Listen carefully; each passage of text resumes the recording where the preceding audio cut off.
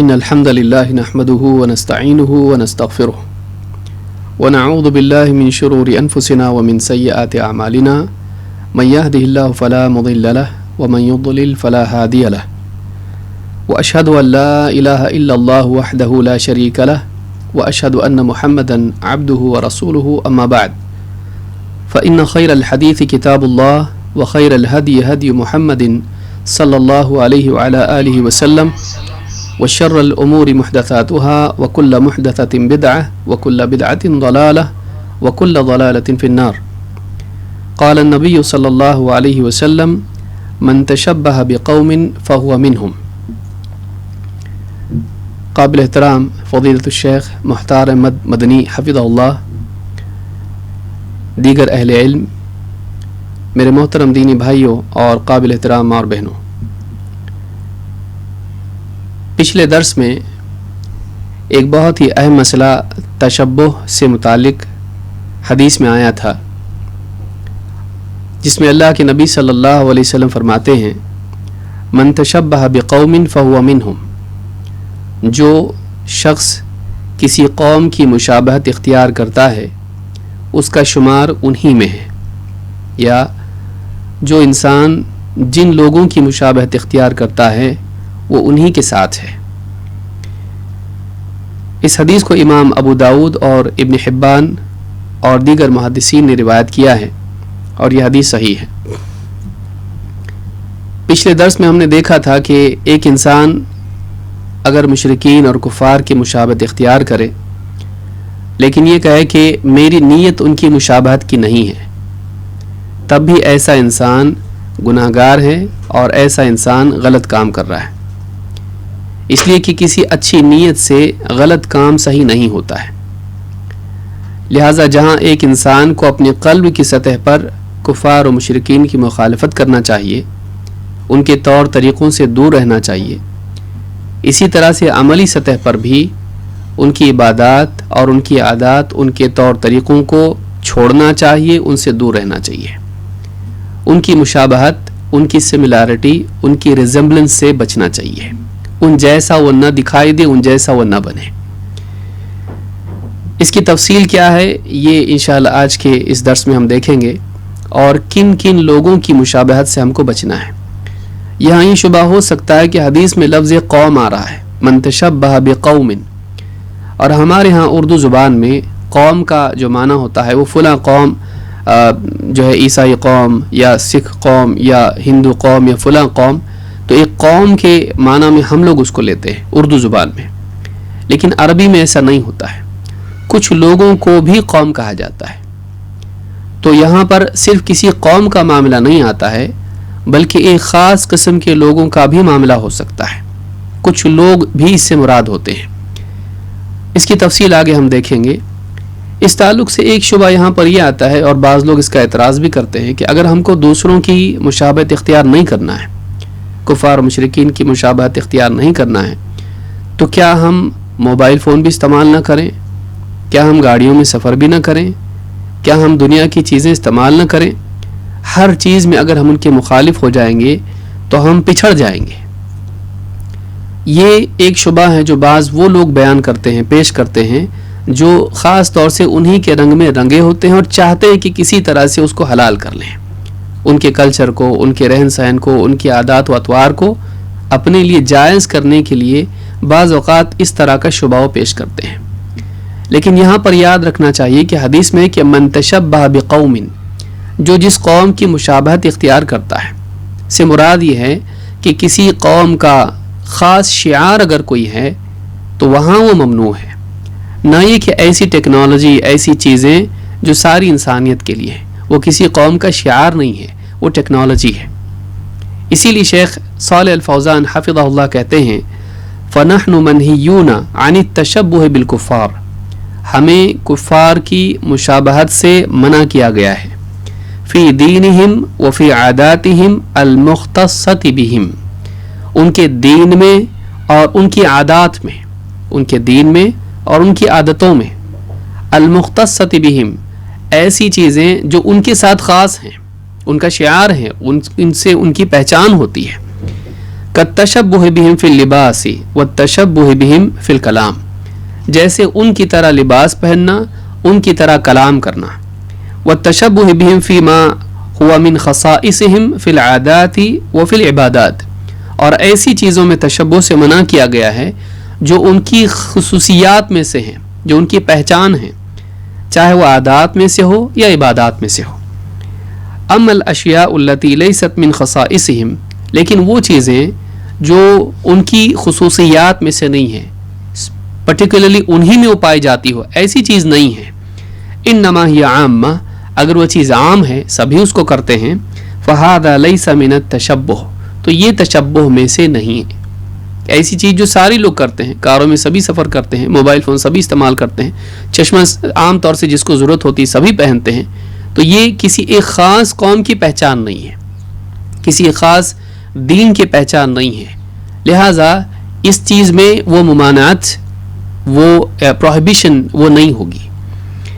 मिस्ल तलब रिज़्क़ी व तअल्लुम अस्सनाआत व तअल्लुम अलहिरफ़ अलमुफ़ीदा व सिनाअत अलअस्लिहा, कहते हैं मिसाल के तौर पर रिज़्क़ के लिए कोशिश करना, एक इंसान बिज़नेस करे या रिज़्क़ के लिए जो भी असबाब हैं कोई यानी तरीक़ा अपनाता है, उसमें कोई मसला नहीं है।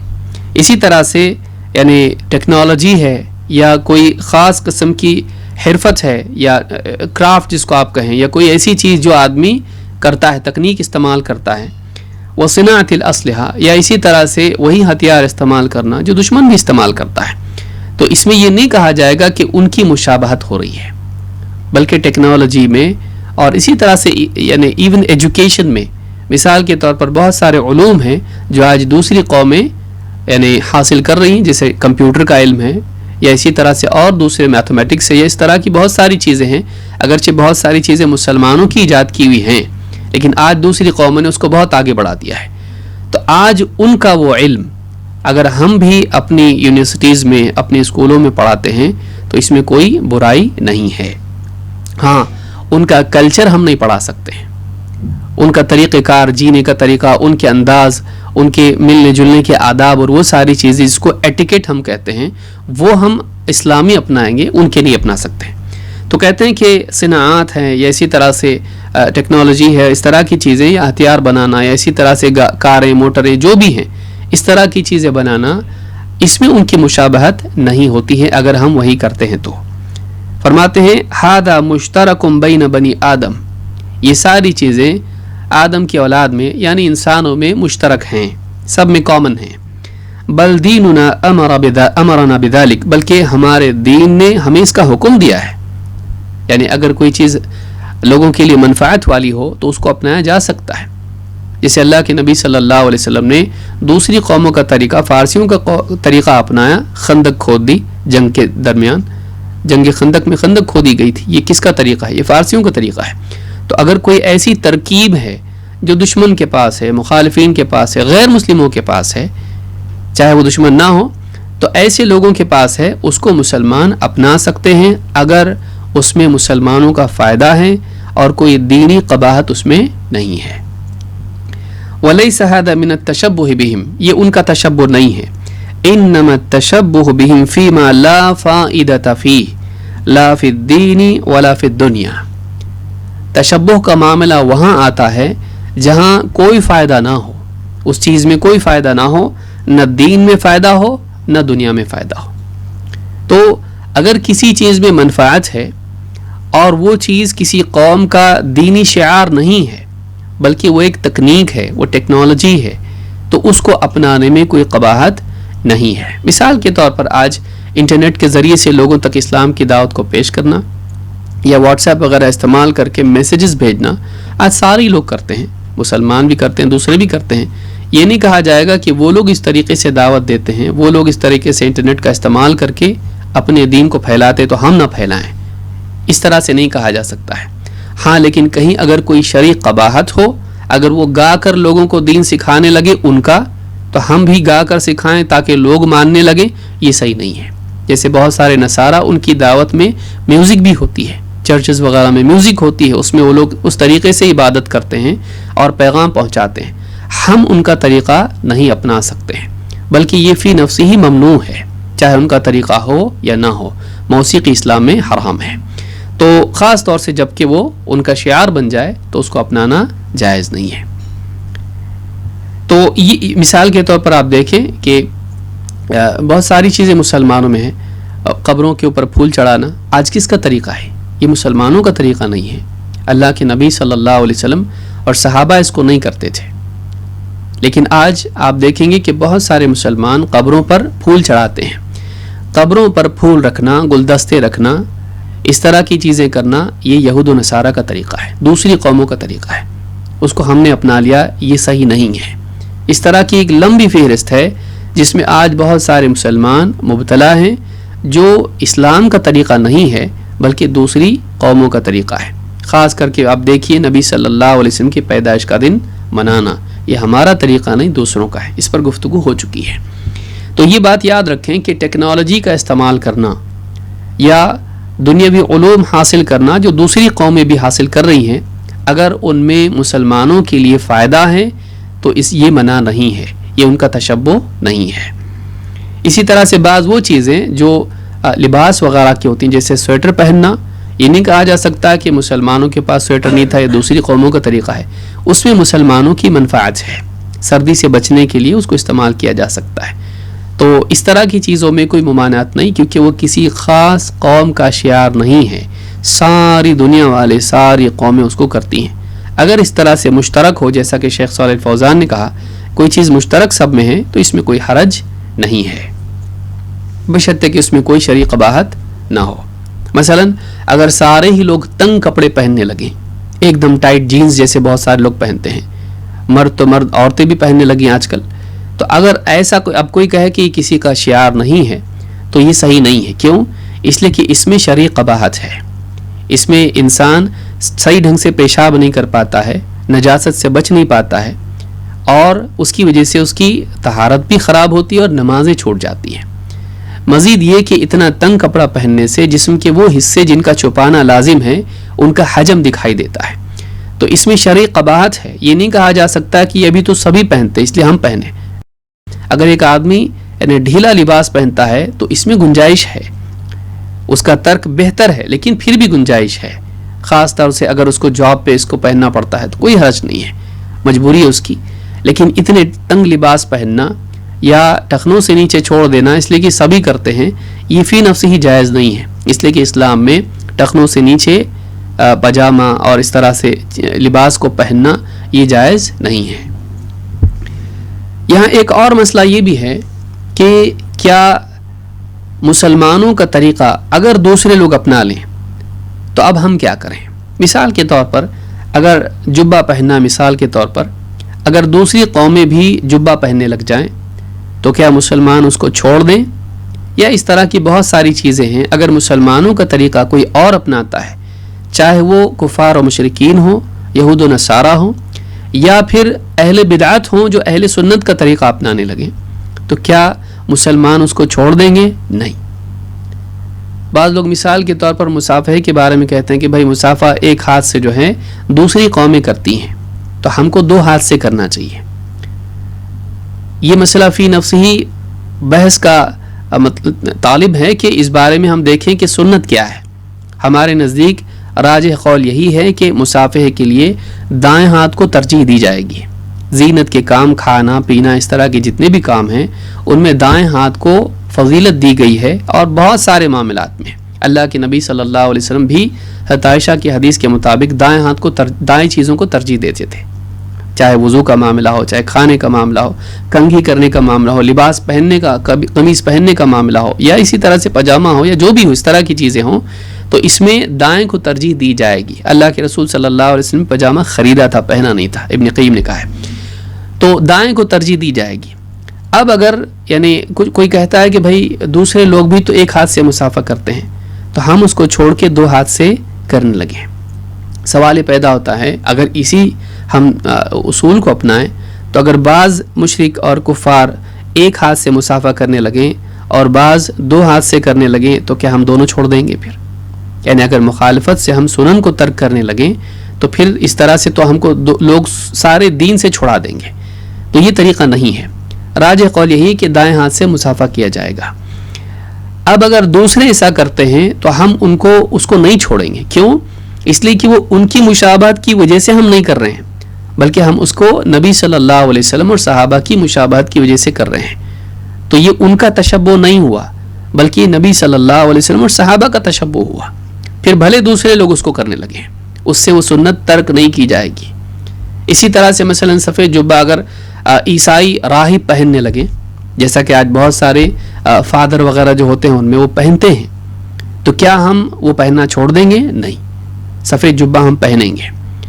کیوں؟ اس لیے کہ اللہ کے نبی صلی اللہ علیہ وسلم نے سفید رنگ کی یعنی آپ نے ترغیب دی ہے، اس کو پہنو، اسی میں اپنے میت کو کفن دو، اور آپ صلی اللہ علیہ وسلم جبہ پہنا کرتے تھے. تو اس کے لیے ہم اس کو چھوڑیں گے نہیں، اس وجہ سے کہ بعض دوسری قومیں اس کو کرنے لگے. امام نووی ایک لمبی بحث کے ضمن میں ایک مسئلے پر انگوٹھی پر انہوں نے ذکر کیا کہ کون سے ہاتھ میں پہنی جائے. ایک مسئلے میں قبر کے بارے میں بحث کرتے ہوئے انہوں نے ایک بہت عمدہ بات کہی، کہا وَكَيْفَ تُتْرَكُ السُّنَنُ لِكَوْنِ طَائِفَةٍ مُبْتَدِعَةٍ تَفْعَلُهَا. بعض بدعتی فرقے اگر کسی سنت پر عمل کرنے لگ جائیں، ان کی مخالفت میں ہم کیسے کسی سنت کو چھوڑ سکتے ہیں؟ قبر کو مسنم بنانے کے مسئلے میں تو یہ انہوں نے المجموع شرح المہذب میں جلد 4 صفحہ نمبر 462 پر کہتے ہیں کہ ہم سنتوں کو کیسے چھوڑ دیں، صرف اس وجہ سے کہ بعض بدعتی لوگ اس کو کرتے ہیں. تو اہل بدعت یا مشرکین و کفار کی مخالفت کی وجہ سے سنتوں کو نہیں چھوڑا جائے گا، سنتوں کی پابندی کی جائے گی، چاہے پھر کوئی اور اس کو کرے. مثلا انگوٹھی پہننا ہے، نبی صلی اللہ علیہ وسلم نے اس کو اختیار کیا اور آپ کو دیکھ کر صحابہ نے بھی اس کو پہنا. اب اس میں اختلاف ہے علماء کے نزدیک کہ راجے اس میں پہننا ہے کہ نہیں پہننا ہے، لیکن صحابہ پہنتے تھے. تو اب اگر کوئی آدمی کہے کہ دوسری قومیں پہنتی ہیں تو ہم نہیں پہنیں گے، یہ ٹھیک نہیں ہے. ہاں، ان کے طریقے پر پہننا، جیسے نکاح میں پہنا جاتا کہ اس انگلی میں پہناتے ہیں، اس کا کنیکشن دل سے ہوتا ہے، تو بیوی شوہر کی محبت اس کی وجہ سے ہوتی ہے. یا پھر مرد کو بھی جو ہے شوہر کو سونے کی انگوٹھی پہنائی جائے نکاح میں، یہ جائز نہیں ہے. سونا پہننا مرد کے لیے حرام ہے، عورتوں کے لیے جائز ہے. تو اس طرح سے یہ بات یاد رکھنا ضروری ہے کہ دوسری قوموں کی وجہ سے سنن کو ترک نہیں کیا جائے گا، مستحبات کو ترک نہیں کیا جائے گا. تو یہ بھی اصول یاد رکھنا ضروری ہے. اب آئیے دیکھتے ہیں کہ کن کن کی مشابہت سے بچنا چاہیے، اور احادیث میں اس کی تصریح وضاحت آئی ہے. اس میں یہود و نصارہ ہیں، کفار و مشرکین ہیں، اسی طرح سے شیطان ہیں، اسی طرح سے فساق و فجار ہیں، گناہگار اور ایسے لوگ جو بے دین لوگ ہیں. اسی طرح سے جانوروں کی بھی مشابہت ہے، اس سے بھی ہم کو بچنا چاہیے. بلکہ مرد اور عورت کو اللہ تعالیٰ نے الگ رکھا ہے، تو ان کے ساتھ جو چیزیں خاص ہیں، جو مردوں کے ساتھ خاص ہیں، عورتیں ان کو نہ اپنائیں.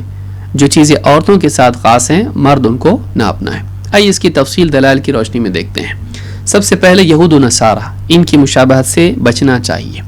خصوصاً یہ اس لیے بھی کہ ہمیں سورۃ الفاتحہ میں ان کے طریقے سے بچنے کی تلقین کی گئی ہے. ہم ہر رکعت میں اللہ تعالیٰ سے مانگتے ہیں. کیا مانگتے ہیں؟ اہدنا الصراط المستقیم، اے اللہ ہمیں صراط مستقیم کی ہدایت دے. صراط الذین انعمت علیہم، ان لوگوں کے راستے کی توفیق، ہدایت، رہنمائی دے جن پر تو نے انعام کیا. غیر المغضوب علیہم ولا الضالین، ان کے راستے کی نہیں، ان کے راستے پر مت چلا جن پر تیرا غضب ہوا، اور نہ ان کے راستے پر چلا جو راہ سے بھٹک گئے.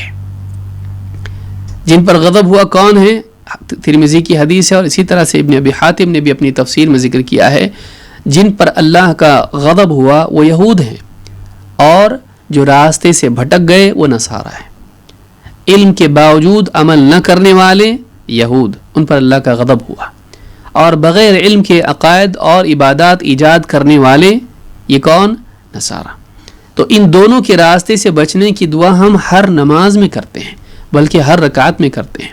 معلوم ہے کہ یہ بہت بڑا خطرہ مسلمانوں کے لیے قیامت تک ہے کہ مسلمان کہیں ان کے راستے پر نہ چلنے لگ جائیں. اور بدقسمتی سے دیکھنے میں یہی آتا ہے کہ مسلمانوں میں ایک بڑا طبقہ ہے جو دین کے بہت سارے معاملات میں یہود و نصارہ کی مشابہت کرتا ہے، بلکہ بعض چیزوں میں خاص کر کے دعوت وغیرہ کے معاملات میں تو ان کو دیکھ کر ان کی مشابہت کی باتیں بھی کرتا ہے. یہ بہت افسوس کی چیز ہے۔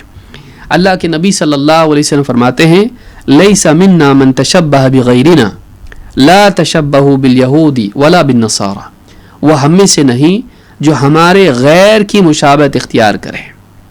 اس میں سارے آ جاتے ہیں، یعنی یہاں پر تخصیص یہود و نصارہ کی نہیں ہے۔ پہلے جملے میں کہا وہ ہم میں سے نہیں جو ہمارے علاوہ کسی اور کی مشابہت اختیار کرے۔ معلوم ہوا کہ مطلوب یہ ہے کہ نبی صلی اللہ علیہ وسلم اور صحابہ کی مشابہت کی کوشش کی جائے۔ ہم برابری نہیں کر سکتے ہیں۔ بعض لوگ جہالت میں آ کے کہتے ہیں کیا تم رسول صلی اللہ علیہ وسلم کے برابر ہو گئے جو سنت پہ چلنے لگ گئے، ان کے راستے پر چلنے کی دعوت دیتے ہو؟ ہم اس راستے پر چلنے کی دعوت دیتے ہیں، برابر ہونے کی دعوت نہیں دیتے ہیں۔ کوئی آدمی واقعی رسول صلی اللہ علیہ وسلم کی طرح نہیں کر سکتا ہے، کیونکہ آپ کے اندر خشوع، خضوع، یقین اور محبت اللہ کی، عبودیت کی وہ کیفیات، خشیت وہ خوف اللہ کا جو بھی تھا، تقوی جو تھا، وہ ہم کہاں سے لا سکتے ہیں؟ لیکن ظاہری اعتبار سے آپ نے جس عمل کو جیسے کیا، رکوع، سجدہ، قیام، یہ جو بھی اعمال آپ نے کیے، لباس وغیرہ، اس میں ہم کوشش کر سکتے ہیں مشابہت کی ظاہری حد تک اپنی اوقات کے اعتبار سے، تو یہ ہم کر سکتے ہیں۔ تو آپ نے فرمایا کہ لیس منا من تشبہ بغیرنا، یہاں بغیرنا میں اشارہ ہے مسلمانوں کا شعار، صحابہ، نبی صلی اللہ علیہ وسلم، صرف آپ صلی اللہ علیہ وسلم نہیں بلکہ آپ کے ساتھ صحابہ بھی۔ تو کہا لیس منا من تشبہ بغیرنا، وہ ہم میں سے نہیں جو ہماری بجائے کسی اور کی مشابہت اختیار کرے۔ اور پھر آپ نے مزید تاکیداً کہا، جس میں خاص جن کا خطرہ تھا، آپ نے کہا لا تشبہوا بالیہود ولا بالنصارى، یہود کی مشابہت اختیار مت کرو اور نہ نصارہ کی۔ اس حدیث کو امام ترمذی نے روایت کیا ہے، صحیح الجامع الصغیر حدیث نمبر 5434، حدیث حسن ہے۔ اس حدیث میں بالکل صاف الفاظ میں اللہ کے نبی صلی اللہ علیہ وسلم نے یہود و نصارہ کی سملیرٹی، ریزمبلنس، ان کے طور طریقوں کو اپنانے، ان کی مشابہت اختیار کرنے سے منع کیا ہے۔ اس کی ایک مثال خود نبی صلی اللہ علیہ وسلم سے ملتی کہ آپ بھی اس کا اہتمام کرتے تھے، اور اس میں ایک مسئلہ بھی سامنے آتا ہے جس سے ہم اور ایک مسئلے پر بات کریں گے۔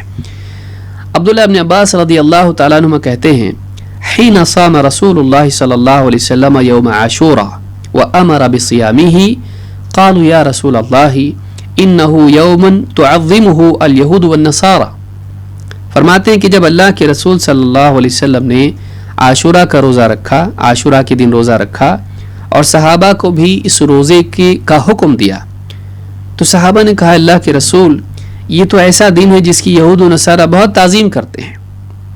آپ یہاں غور کریں کہ صحابہ کا مزاج بن چکا تھا مدینے میں کہ یہود و نصارہ کی مشابہت اختیار نہیں کی جاتی ہے۔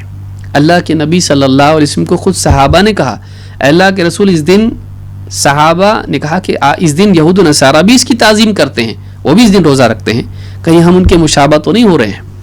فقال رسول اللہ صلی اللہ علیہ وسلم فَإِذَا كَانَ الْعَامُ الْمُقْبِلُ إِنْ شَاءَ اللَّهُ صُمْنَا الْيَوْمَ التَّاسِعَ، بس آپ نے فرمایا کہ ٹھیک ہے اگلا سال جب ہوگا تو ہم تاسع، یوم التاسع، الیوم التاسع، 9 کا بھی روزہ رکھیں گے۔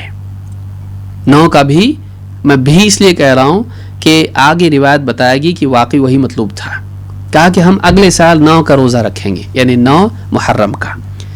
کہتے ہیں کہ فلم یأتی العام المقبل حتی توفی رسول اللہ صلی اللہ علیہ وسلم، ابن عباس رضی اللہ تعالیٰ عنہ کہتے ہیں کہ لیکن اگلا سال آیا بھی نہیں کہ اللہ کے رسول صلی اللہ علیہ وسلم کی وفات ہو گئی۔ تو اس حدیث کو امام مسلم نے کتاب الصیام حدیث نمبر 1134 پر روایت کیا ہے۔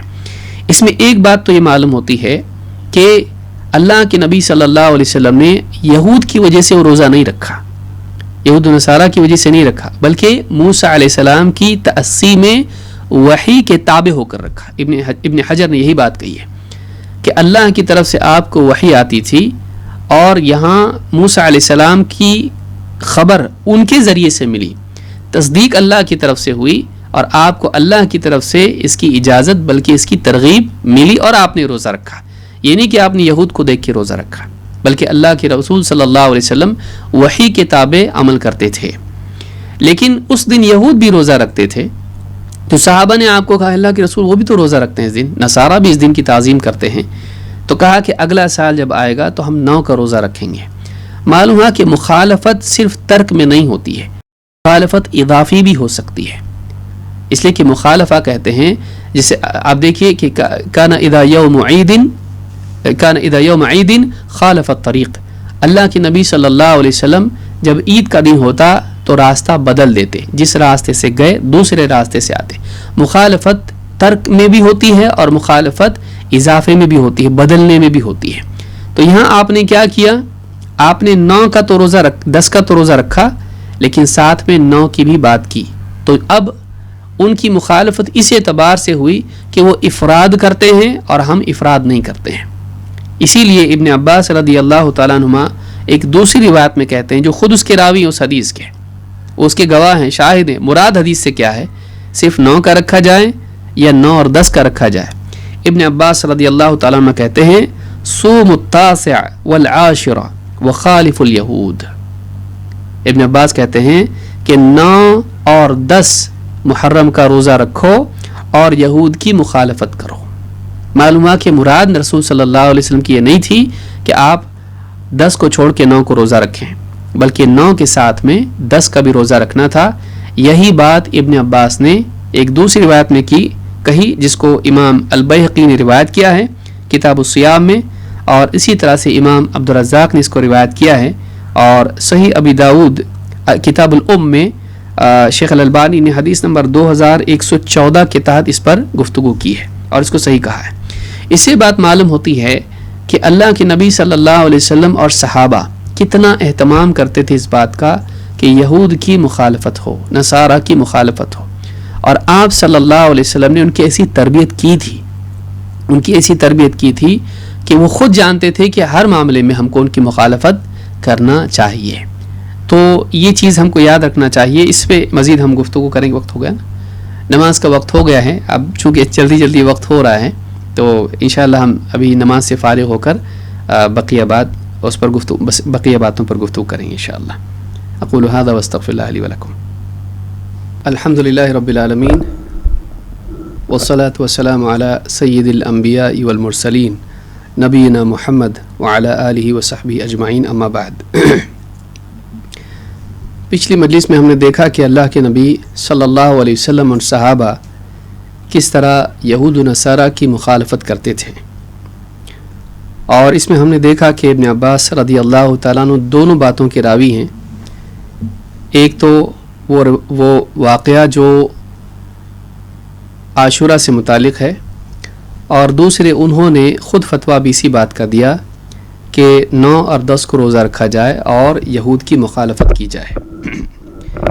اس سے معلوم ہوتا ہے کہ مخالفت اس اعتبار سے بھی ہوتی ہے کہ اصل پر اضافہ کیا جائے۔ اللہ کے نبی صلی اللہ علیہ وسلم نے اس روزے کو نہیں چھوڑا جو موسیٰ علیہ السلام کی اقتداء میں یہود رکھتے تھے، بلکہ آپ نے اس اصل کو باقی رکھتے ہوئے ان کے افراد میں ان کی مخالفت کی۔ وہ اکیلے اس دن کا روزہ رکھتے تھے، اللہ کے نبی صلی اللہ علیہ وسلم نے اس ایک دن کی بجائے 2 دن روزہ رکھ کر ان کی مخالفت کی۔ تو اس سے بات معلوم ہوتی کہ اللہ کے نبی صلی اللہ علیہ وسلم نے نہ صرف اپنے قول سے بلکہ اپنے عمل سے بھی یہود و نصارہ کی مخالفت کی۔ اس کی بہت ساری مثالیں دیکھی جا سکتی ہیں اور اس کا وقت ابھی نہیں ہے۔ اس کے علاوہ کفار و مشرکین جو یہود و نصارہ کے علاوہ ہیں، اگرچہ وہ بھی انہی میں شامل ہیں، لیکن ان کو الگ بیان کیا گیا ہے اس اعتبار سے کہ وہ حامل کتاب نہیں ہیں۔ یہود و نصارہ حامل کتاب ہیں، اس اعتبار سے ان کا ایک الگ ان کو الگ رکھا گیا ہے، لیکن مشرکین کے اعتبار سے چونکہ ان کے پاس کتاب نہیں ہے اور وہ کھلا شرک کرتے ہیں، اس لیے ان کو الگ رکھا گیا ہے۔ قرآن کریم میں بھی دونوں کو الگ الگ بیان کیا گیا ہے، لیکن اس کا یہ مطلب نہیں ہے کہ ہم دونوں کو اس اعتبار سے الگ کریں کہ یہ مشرک ہے اور یہ مشرک نہیں ہے۔ یہ دونوں میں فرق نہیں، اس اعتبار سے نہیں ہے۔ کفار مشرکین کی مشابہت سے اللہ کے نبی صلی اللہ علیہ وسلم نے اور خود اللہ تعالیٰ نے بھی منع کیا ہے۔ اللہ تعالیٰ قرآن کریم میں فرماتا ہے، یا ایھا الذین آمنوا لا تکونوا کالذین کفروا، اے ایمان والو ان لوگوں کی طرح نہ ہو جاؤ جنہوں نے کفر کیا۔ اس میں کسی ایک خاص چیز کی بات نہیں ہے، بلکہ عام طور سے مسلمانوں کو ان کی مشابہت سے بچنا چاہیے، ان کے عقائد سے، ان کی عبادت کے طور طریقوں سے یا ان کے عادات و اطوار سے مسلمانوں کو اپنے آپ کو بچانا چاہیے، یہ سورہ آل عمران کی آیت نمبر 156 ہے۔ اسی طرح سے اللہ کے نبی صلی اللہ علیہ وسلم فرماتے ہیں خالف المشرکین وفر اللحا واحف الشوارب۔ امام البخاری اور مسلم نے اس کو روایت کیا ہے، صحیح بخاری میں کتاب اللباس حدیث نمبر 5892، الفاظ بخاری کے ہیں۔ آپ نے فرمایا خالف المشرکین، مشرکین کی مخالفت کرو، کس اعتبار سے؟ وفر اللحا، داڑھی خوب بڑھاؤ، واحف الشوارب، اور مونچھیں ایک دم کم کر دو۔ اس حدیث سے بات معلوم ہوتی ہے کہ عادات میں بھی مشرکین کی مخالفت ہے۔ آج آپ دیکھیں بہت سارے مسلمان کفار و مشرکین کی مشابہت اختیار کرتے ہیں، فلم ایکٹرز کو دیکھ کر اور اسی طرح سے اسپورٹس مین کو دیکھ کر وہ بعض اوقات داڑھی رکھ بھی لیتے ہیں تو ان کی مشابہت والی رکھتے ہیں، کوئی فرینچ داڑھی رکھتا ہے تو کوئی نہ جانے کیا کیا رکھتا ہے۔ یہ طریقہ مسلمانوں کا نہیں ہے، بلکہ اللہ کے نبی صلی اللہ علیہ وسلم کا حکم وفر اللحا، وافر یعنی خوب خوب داڑھی رکھو، یہاں داڑھی رکھو کا حکم نہیں ہے، یہاں داڑھی بڑھانے کا اور یعنی چھوڑ دینے کا حکم ہے۔ اس کو بھی یاد رکھیں، بعض لوگ رکھ لیتے ہیں لیکن اتنی جتنی ان کا دل چاہتا ہے۔ تو حدیث میں یہ نہیں کہا گیا کہ داڑھی رکھو، یہاں کہا گیا کہ داڑھی بڑھاؤ۔ تو مشرکین کی مخالفت اس اعتبار سے بھی ہے۔ اس میں آپ غور کریں کہ مطلب یعنی داڑھی بڑھانا اور مونچھیں کتروانا ایک ایسی چیز ہے جو اللہ کی طرف سے داڑھی اور مونچھیں اللہ کی طرف سے انسان کو ملتی ہیں، ان میں بھی اس کی مخالفت کرنا یا خضاب ہے، جیسے حدیث میں آیا ہے کہ ایک انسان، آپ نے فرمایا کہ یہود و نصارہ کی یا مشرکین کی مخالفت کرو، خضاب لگاؤ۔ تو آپ دیکھیں یہاں پر آپ علماء نے کہا کہ یعنی بال سفید ہونا یہ اللہ کی طرف سے ہوتا ہے، انسان کا اپنا اکتساب اس میں نہیں ہے، لیکن چونکہ دوسری قومیں خضاب نہیں کرتی ہیں تو اس میں مسلمانوں کو کہا گیا کہ تم خضاب کرو۔ جو چیز انسان کا اپنا کسب نہیں ہے اس میں جب ان کی مخالفت ہے تو جو ان کے اپنے اعمال ہیں، جو ان کے کسبی اعمال ہیں جن کو وہ خود نیت سے کر رہے ہیں، داڑھی سفید ہونا تو ان کا اپنا کسب نہیں ہے، لیکن دوسرے اعمال جو ان کا اپنا کسب ہے ان میں کتنی مخالفت ہونی چاہیے، یہ بھی بعض اہل علم نے اس بارے میں کہا ہے۔ تو کہا کہ خالف المشرکین وفر اللحا واحف الشوارب، مشرکین کی مخالفت کرو اور داڑھی بڑھاؤ اور مونچھیں کم کرو۔ آج الٹا معاملہ ہے، بہت سارے لوگ بہت سارے ایکٹرز کی مشابہت میں مونچھیں چھوڑ دیتے ہیں جن سے بالکل ہونٹ ان کی چھپ جاتے ہیں، بلکہ کھانے پینے میں بھی ان کے ساتھ شریک ہو جاتی ہیں ان کی مونچھیں، اور داڑھی بالکل غائب ہوتی ہے۔ تو یہ جو فیشن ہے یہ مسلمان کے لیے ذلت کی چیز ہے کہ وہ کفر اور شرک میں پڑے ہوئے لوگوں کی مشابہت اختیار کرے اور اپنے نبی محمد عربی صلی اللہ علیہ وسلم کے حکم کی تعمیل نہ کرے، آپ کی مشابہت نہ کرے۔ اس سے بڑھ کے اور ذلت انسان کی کیا ہوگی کہ وہ کس کی صف میں جا کے کھڑا ہو گیا۔ تو اس حدیث سے بات معلوم ہوتی ہے کہ ان کی مشابہت نہیں کرنا چاہیے۔ اسی طرح سے ان کی عیدوں میں ان کی مشابہت نہیں کرنا چاہیے، جو آج ماحول میں دیکھا جاتا ہے۔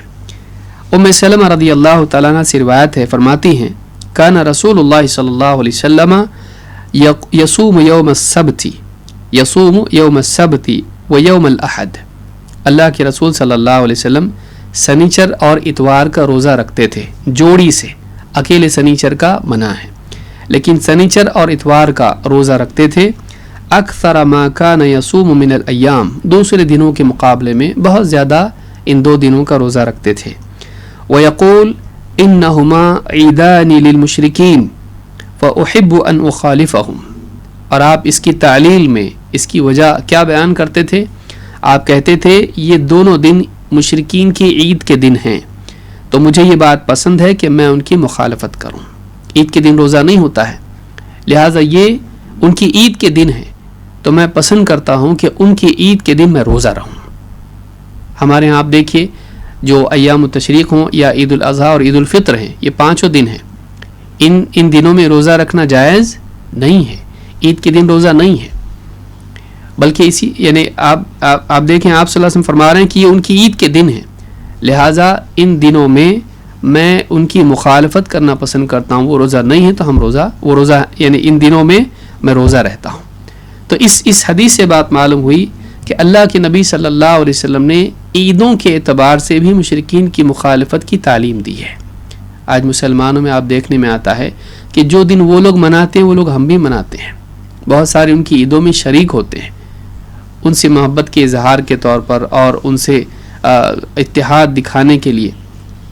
دیکھیے مشرکین اور کفار کے ساتھ میں مسلمانوں کو احسان اور انصاف کا سلوک کرنا چاہیے، نہ مسلمان ان کے ساتھ بد اخلاقی کریں، نہ ان پر ظلم کریں، ان پر احسان کریں، ان کے دکھ درد میں ان کے کام آئیں، ان کی تکلیفوں میں ان کو سہارا دیں، بھوکے ہیں تو کھلائیں، پہننے کے لیے نہیں تو پہنائیں، اگر ان کے لیے کوئی پریشانی ہے، پڑوسی کوئی ہے کسی مسلمان کا، اس کی بیماری اور اس کی پریشانی میں اس کے کام آئیں، ٹھیک ہے، یہ اس پر رحم کرے، لیکن ان کے کلچر کو اپنانا یہ اسلام میں نہیں ہے۔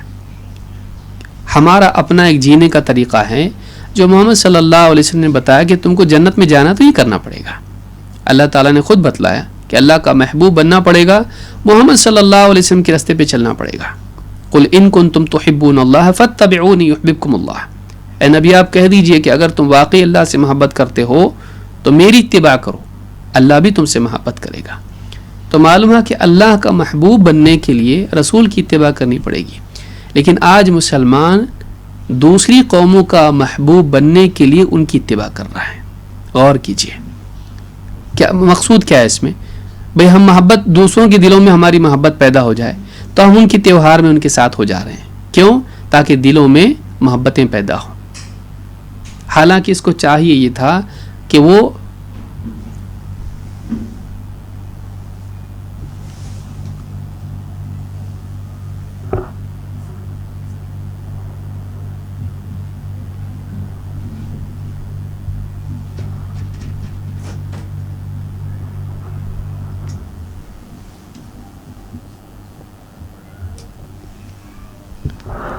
حالانکہ اس کو چاہیے تھا کہ وہ نبی صلی اللہ علیہ وسلم کی اتباع کرے، لیکن دوسری قوموں کا محبوب بننے کے لیے ایک مسلمان ان کی مشابہت اختیار کرتا ہے۔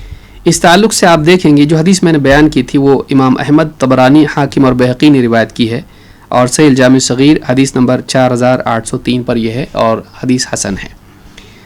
اس تعلق سے ایک بہت سخت روایت ہے اور قول ہے صحابی رسول صلی اللہ علیہ وسلم کا، عبداللہ ابن عمر رضی اللہ تعالیٰ عنہ کہتے ہیں، من بنا ببلاد الاعاجم، جو اعاجم کے، غیر مسلموں کے، عجمی قوموں کے علاقوں میں، ان کے شہر میں، ان کے ملک میں رہے، وصنع نیروزہم ومہرجانہم، ان کے نیروز اور مہرجان، ان کی عیدوں کو خود بھی منائیں، وتشبہ بہم حتی یموت وہو کذالک، اور ان کی مشابہت اختیار کرے اور اسی حال میں اسے موت بھی آ جائے، حشر معہم یوم القیامہ، قیامت کے دن انہی کے ساتھ اس کا حشر ہوگا۔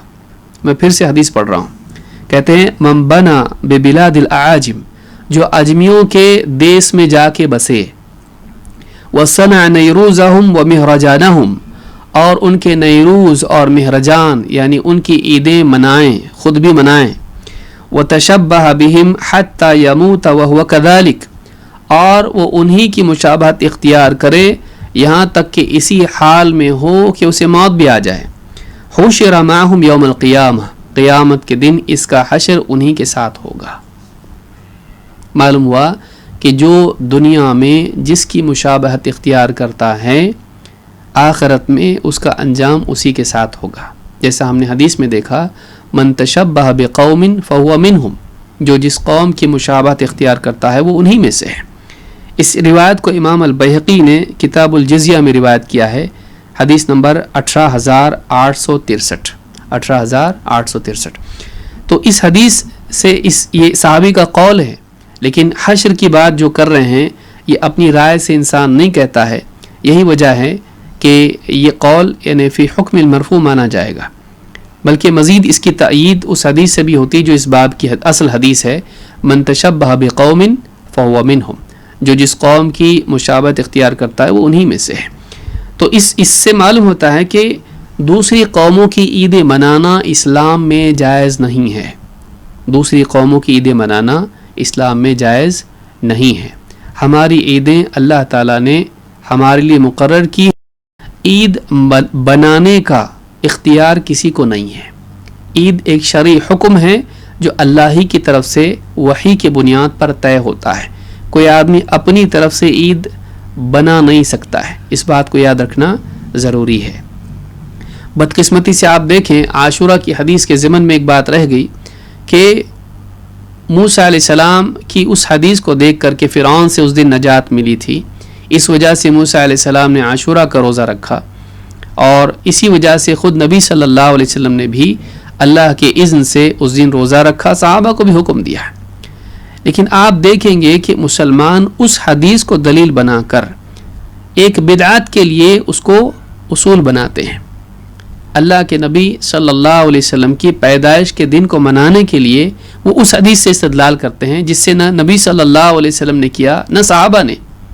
حدیث ایک ہی ہے, اس کی دلیل کہ نبی صلی اللہ علیہ وسلم کے پیدائش کے دن کو منایا جائے, نہ نبی صلی اللہ علیہ وسلم نے اس کو سمجھا, نعوذ باللہ, نہ صحابہ نے اس کو سمجھا. کسی نے بھی اس حدیث سے دلیل پکڑ کے نبی صلی اللہ علیہ وسلم کی پیدائش کا دن نہیں منایا. لیکن آج بعض مسلمانوں میں سے بعض لوگ جو اسلام کا دعویٰ کرنے والے آج اسی کو بنیاد بنا کر آج نبی صلی اللہ علیہ وسلم کا برتھ ڈے منا رہے ہیں. عید میلاد النبی کے لیے اس حدیث کو دلیل بنایا جا رہا ہے. کتنے افسوس کی بات ہے. یہاں یہ سمجھ میں آتا ہے کہ بعض اوقات ایک آدمی کے پاس حدیث ہونے کے بعد بھی وہ گمراہ ہو سکتا ہے. حدیث ہے اس کے پاس, لیکن اس حدیث سے اس نے جو مطلب لیا ہے وہ مطلب سلف میں سے نہیں لیا کسی نے.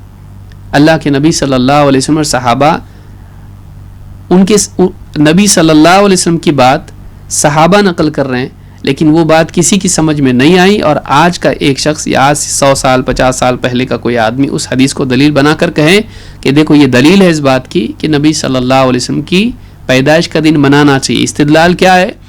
جب موسیٰ علیہ السلام نے فرعون سے نجات پائی اور خوشی کا دن تھا, نجات تھی, اس وجہ سے خوشی کے طور پر, شکر کے طور پر روزہ رکھا, تو اس سے بڑھ کر نعمت ہمارے لیے ہے کہ نبی صلی اللہ علیہ وسلم کی پیدائش ہوئی. وہ دن ہمارے لیے بہت بڑا ہے.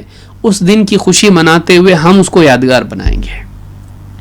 یہ آپ کی سمجھ میں آیا؟ صحابہ کی نہیں آیا, تابعین کی نہیں آیا, تبع تابعین کی نہیں آیا. تینوں جو طبقے مسلمانوں کے 3 دور قرون ثلاثہ جس میں عام طور سے دینداری تھی, ان تینوں ادوار کے اہل علم کو کسی کو بھی نہیں سمجھ میں آیا, اور آپ کو آج سمجھ میں آ رہا ہے. یہ جہالت ہے. تو یہ بات یاد رکھیں کہ بعض اوقات ایک آدمی دوسری قوموں کی مشابہت اختیار کرتا ہے اور دلیل میں خود قرآن اور حدیث پیش کرتا ہے. اس سے بڑھ کے انسان کی گمراہی اور کیا ہو سکتی ہے. اسی طرح سے کفار اور مشرکین کی زینت اختیار کرنا یہ بھی منع ہے. عبداللہ ابن عمر رضی اللہ تعالیٰ عنہ کہتے ہیں, رأى رسول اللہ صلی اللہ علیہ وسلم علیہ ثوبین معصفرین, اللہ کے رسول صلی اللہ علیہ وسلم نے مجھ پر 2 جوڑے یعنی ایک لباس دیکھا, ایک جوڑا دیکھا جو معصفرین زرد رنگ کا تھا, گویا کہ سمجھ لیجئے یعنی ہلدی کلر جس کو آپ کہتے ہیں, یا اس طرح سے معصفرین پیلے رنگ کا, زرد رنگ کا لباس تھا جس کو آپ گیروے رنگ بھی کہہ سکتے ہیں, یا اسی طرح سے ہمارے یہاں بھگوا کلر جیسا ہوتا ہے وہ بھی اس کے سملر ہے. فقال ان هذه من ثياب الكفار فلا تلبسها, اللہ کے نبی صلی اللہ علیہ وسلم نے فرمایا یہ کفار کا لباس ہے, اسے مت پہنو.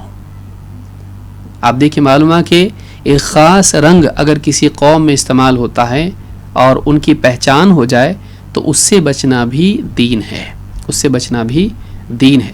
یہ نہیں کہ ہم ان کے ساتھ بدسلوکی کریں, بہت سارے لوگ اس کو غلط استعمال بھی کر سکتے ہیں, اسی لیے کہہ رہا ہوں کہ یہ نہیں کہ ہم ان کے دشمن بن جائیں, ان کو ستائیں, تکلیف دیں, نہیں, ان سے احسان رحم اپنی جگہ ہے, لیکن ان کا طور طریقہ اپنانا اس کی ہم کو گنجائش اجازت نہیں ہے. تو کہا کہ یہ لباس کفار کا ہے, اسے مت پہنو. معلوم ہے کہ لباس میں بھی اس چیز کا اہتمام کرنا چاہیے کہ کہیں ہمارا لباس کسی خاص قوم کا شعار نہ ہو. امام مسلم نے کتاب اللباس والزینہ میں اس کو روایت کیا ہے, حدیث نمبر 2077. شیطان کی مشابہت سے بھی بچنا چاہیے. اللہ تعالیٰ نے فرمایا یا ایھا الذین آمنوا ادخلوا فی السلم کافہ, اے ایمان والو اسلام میں پورے داخل ہو جاؤ, سب کے سب اسلام میں داخل ہو جاؤ, سب کے سب پورے طور پر اسلام میں داخل ہو جاؤ. ولا تتبعوا خطوات الشیطان انہ لکم عدو مبین, اور شیطان کے نقش قدم پر مت چلو اس لیے کہ وہ تمہارا کھلا دشمن ہے. شیطان کے نقش قدم پر مت چلو. خطوات شیطان یعنی جہاں جہاں وہ گیا تم اس کے پیچھے چلو, اس کے نقش قدم پر جاؤ, جو اس نے کیا تم بھی کرنے لگ جاؤ. اسی لیے یہ سورہ البقرہ کی آیت نمبر 208 ہے. اسی لیے ابن عباس رضی اللہ تعالیٰ عنہ اس آیت کی تفسیر میں کہتے ہیں کہ خطوات الشیطان کا مطلب کیا ہے؟ کہتے ہیں عملوہ. خطوات الشیطان سے مراد کیا ہے؟ کہتے ہیں عملوہ, یعنی شیطان کے نقش قدم پر مت چلو کا مطلب جو عمل شیطان کرتا ہے تم مت کرو. شیطان کے اعمال میں اس کی مشابہت مت کرو, اس کی مخالفت کرو. امام ابن جریر الطبری نے اس کو روایت کیا ہے اور یہ روایت سند کے اعتبار سے حسن ہے. اللہ کے نبی صلی اللہ, اس کی بہت ساری مثالیں ہیں, ایک مثال میں دینا مناسب سمجھتا ہوں. اللہ کے نبی صلی اللہ علیہ وسلم فرماتے ہیں اذا اکل احدکم فلیأکل بیمینہ. اسی لیے میں نے شروع میں کہا تھا کہ جو قوم کا لفظ ہے, آپ کہیں گے شیطان کوئی قوم تو نہیں ہوا, تو اس کی مخالفت کیوں؟ قوم یعنی کسی ایک طبقے کے لیے بھی آ سکتا ہے, دو آدمی بھی اس طرح سے ان کے لیے بھی استعمال ہو سکتا ہے, بلکہ اور بھی باتیں علماء نے اس میں کہی ہیں. تو ایک آدمی کے لیے بھی آ سکتا ہے.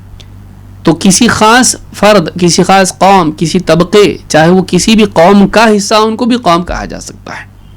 قوم منکرون, آپ دیکھیے یعنی ابراہیم علیہ السلام نے فرشتے جب آئے تو کیا کہا ان کو؟ قوم کہا ان کو. قوم منکرون, اجنبی لوگ ہیں, تو وہ کسی خاص قوم کے نہیں تھے, لیکن لوگوں کو قوم کہا جا سکتا ہے. تو شیطان جو ہے اس کی بھی مشابہت جائز نہیں ہے. اذا اکل احدکم فلیأکل بیمینہ, جب تم میں سے کوئی شخص کھائیں تو وہ دائیں ہاتھ سے کھائے. وَإِذَا شَرِبَ فَلْيَشْرَبْ بِيَمِينِهِ, اور اگر وہ پانی پیے یا کچھ بھی پیے, شربت وغیرہ, تو وہ دائیں ہاتھ سے ہی پیے, سیدھے ہاتھ سے. فَإِنَّ الشَّيْطَانَ يَأْكُلُ بِشِمَالِهِ وَيَشْرَبُ بِشِمَالِهِ, اس لیے کہ شیطان کھاتا ہے تو بائیں ہاتھ سے, پیتا ہے تو بائیں ہاتھ سے. امام مسلم نے اس کو روایت کیا ہے کتاب الاشربہ میں حدیث نمبر 2020 پر. تو اس حدیث سے ایک تو بات یہ معلوم ہوئی کہ دائیں ہاتھ سے کھانا چاہیے, دائیں ہاتھ سے پینا چاہیے. آج آپ بہت سے لوگوں کو دیکھیں گے ایک ہاتھ میں برگر ہے اور ایک ہاتھ میں کیا ہے؟ Coca Cola. یہاں سے برگر کھا رہا ہے, یہاں سے کوکا کولا پی رہا ہے. جائز نہیں ہے. کیوں؟ یہ شیطان کا عمل ہے, شیطان کا عمل ہے, اور یہ صراحت سے اس کی ممانعت موجود ہے, اس سے منع کیا گیا ہے. آپ صلی اللہ علیہ وسلم نے کہا کہ جب تم میں سے کوئی کھائے تو دائیں ہاتھ سے کھائے, پیے تو دائیں ہاتھ سے پیے. کیوں؟ آپ نے علت بتاتے ہوئے کہا کہ شیطان بائیں ہاتھ سے کھاتا پیتا ہے. معلوم ہوا کہ شیطان کی مخالفت کے طور پر ہم کو ایسا کرنا ہے. تو معلوم ہوا کہ شیطان کی مشابہت اختیار کرنا جائز نہیں ہے, بلکہ ہم مأمور ہیں اس بات پر کہ ہم اس کی مخالفت کریں. اسی طرح سے فاسقین کی مشابہت اختیار نہیں کرنا چاہیے. کچھ چیزیں جو سماج کے اندر بدکار لوگ کرتے ہیں ویسے ہم نہ بنیں, ان کی نمایاں علامت ہو, ہم ایسا نہ کریں. فساق و فجار جیسے لباس پہنتے ہیں, جیسے بہت سارے لوگ سروں میں آپ دیکھیے کہ گلیری کی طرح بہت سارے لوگ اس طرح سے کرتے ہیں, مسلمان بھی ویسا کرنے لگ جائے. ہیئر سٹائل بہت سارے لوگ اس طرح کے کرتے ہیں جو بعض فاسق قسم کے لوگ کرتے ہیں, جیسے پنک وغیرہ ہوتا ہے, اس طرح کی چیزیں کرتے ہیں, اللہ حفاظت فرمائے. تو اس طرح کی کچھ خاص چیزیں ہوتی ہیں جو کسی خاص طبقے میں پائی جاتی ہیں, جو بد اخلاق اور برے لوگ ہوتے ہیں, گناہوں کے لیے معروف ہوتے ہیں.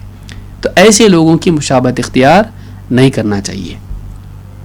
اللہ تعالیٰ قرآن کریم میں فرماتا ہے ثم جعلناک علی شریعۃ من الامر فاتبعها, اے نبی پھر ہم نے آپ کو ایک واضح ترین شریعت پر, دین پر قائم کیا ہے. شریعت من الامر, ایک ایسے دین کے واضح راستے پر ہم نے آپ کو قائم کیا ہے. فاتبعها, آپ اسی راستے پر چلتے رہیے. شرع کے معنی ہوتا ہے ہائی وے, سیدھا راستہ. امر سے مراد دین ہے, دین کے ایک بالکل واضح روشن راستے پر ہم نے آپ کو قائم و دائم کیا ہے, آپ اسی پر چلتے رہیے. ولا تتبع اهواء الذین لا يعلمون, اور اے نبی آپ ان لوگوں کی خواہشات کی پیروی نہ کریں جن کے پاس سرے سے علم نہیں. ولا تتبع اهواء الذین لا يعلمون, جاہل اور لا علم لوگوں کی خواہشات کے تابع آپ نہ ہو جائیں, آپ ان کے راستے پر نہ چلیں. تو معلوم ہے کہ جہالت کا اور خواہشات کا ایک رشتہ ہوتا ہے, اور خواہشات اور علم کی مخالفت ہوتی ہے. آپ قرآن کریم میں آپ دیکھیں گے کہ علم اور احوا کو مخالف بیان کیا گیا ہے. वलइन इत्तबअत अहवाअहुम बअद अल्लज़ी जाअक मिनल इल्म मा लक मिनल्लाहि मिन वलिय्यिन वला नसीर। अगर आपने इल्म के आ जाने के बाद भी इनकी ख्वाहिशात की पैरवी की तो अल्लाह के मुकाबले में न आपका कोई मददगार होगा और न कोई मुहाफिज होगा। तो यहाँ पर आप देखेंगे कि अल्लाह ताला ने फरमाया कि आप अल्लाह की शरीयत पर अमल कीजिए जो बिल्कुल वाज़ेह तरीन है, इसमें शक शुबा नहीं है, अल्लाह की तरफ से आया है, इसमें खैर ही खैर है। जो लोग इल्म नहीं रखते, उनको ज़िंदगी का तरीक़ा मालूम नहीं है कि क्या हक़ है क्या बातिल है, किस चीज़ में नजात है किस में हलाकत है, आप उन लोगों की ख्वाहिशात की पैरवी न करें जिनके पास इल्म ही नहीं है। आज मुसलमान क्या कर रहा है? मुसलमान चाहिए ये था कि वो लोगों को सुन्नत बताता, वो लोगों को बताता कि भाई ज़िंदगी गुजारने का सही तरीक़ा ये है। इसकी बजाय वो दूसरों को देखकर, जिनको मालूम नहीं क्यों अल्लाह ने उनको पैदा किया, ज़िंदगी गुजारने का रास्ता और तरीक़ा क्या है, क्या हक़ है क्या बातिल है, क्या इंसाफ है क्या जुल्म है, क्या सच है क्या झूठ है, उनको नहीं मालूम है। किस में मनफ़ाअत है किस में मदर्रत है, किस में फ़ायदा नुकसान है, नहीं मालूम उनको। जिनको नहीं मालूम है मुसलमान उनके ताबे हो रहा है। इससे बढ़ के ज़िल्लत क्या हो सकती है? इससे बढ़ के ज़िल्लत क्या हो सकती है कि आँख वाला होने के बावजूद वो अंधे का हाथ पकड़ के चलने लग जाए, उसके पीछे चले, वो भी गड़े में जाएगा, इसको भी ले जाएगा। तो ये बहुत बदकिस्मती है कि मुसलमान आज दूसरी कौमों के तौर तरीक़े अपना रहे हैं और उनके रस्म व रिवाज को अपना रहे हैं, और नतीजा बाज़ औक़ात ये होता है कि उनके अफ़कार भी ले लेता है, उनकी आइडियोलॉजी भी ले लेता है, उनके उसूलों की बुनियाद पर कुरान और सुन्नत को समझने की कोशिश करता है, उनके अफ़कार को कबूल करके इस्लामी अक़ायद की तौजीह व तशरीह करने लग जाता है, उनके प्रिंसिपल्स लेता है और इस्लाम में हदीसों को चेक करने लग जाता है। तो ये गुमराही पर गुमराही है। अल्लाह हिफाजत फरमाए। अल्लाह ताला फरमाता है वला तकूनु कल्लज़ीना नसुल्लाह फ़अन्साहुम अनफुसहुम उलाइका हुमुल फ़ासिक़ून। और उन लोगों की तरह ना हो जाना जिन्होंने अल्लाह को भुला दिया, उन लोगों की तरह ना हो जाना, यहाँ मुशाबहत से मना किया जा रहा है। वला तकूनु कल्लज़ीना नसुल्लाह, और उन लोगों की तरह ना हो जाना जिन्होंने अल्लाह को भुला दिया। निस्यान के माना अरबी ज़ुबान में तर्क के भी होते हैं, अल्लाह को छोड़ दिया उन लोगों ने।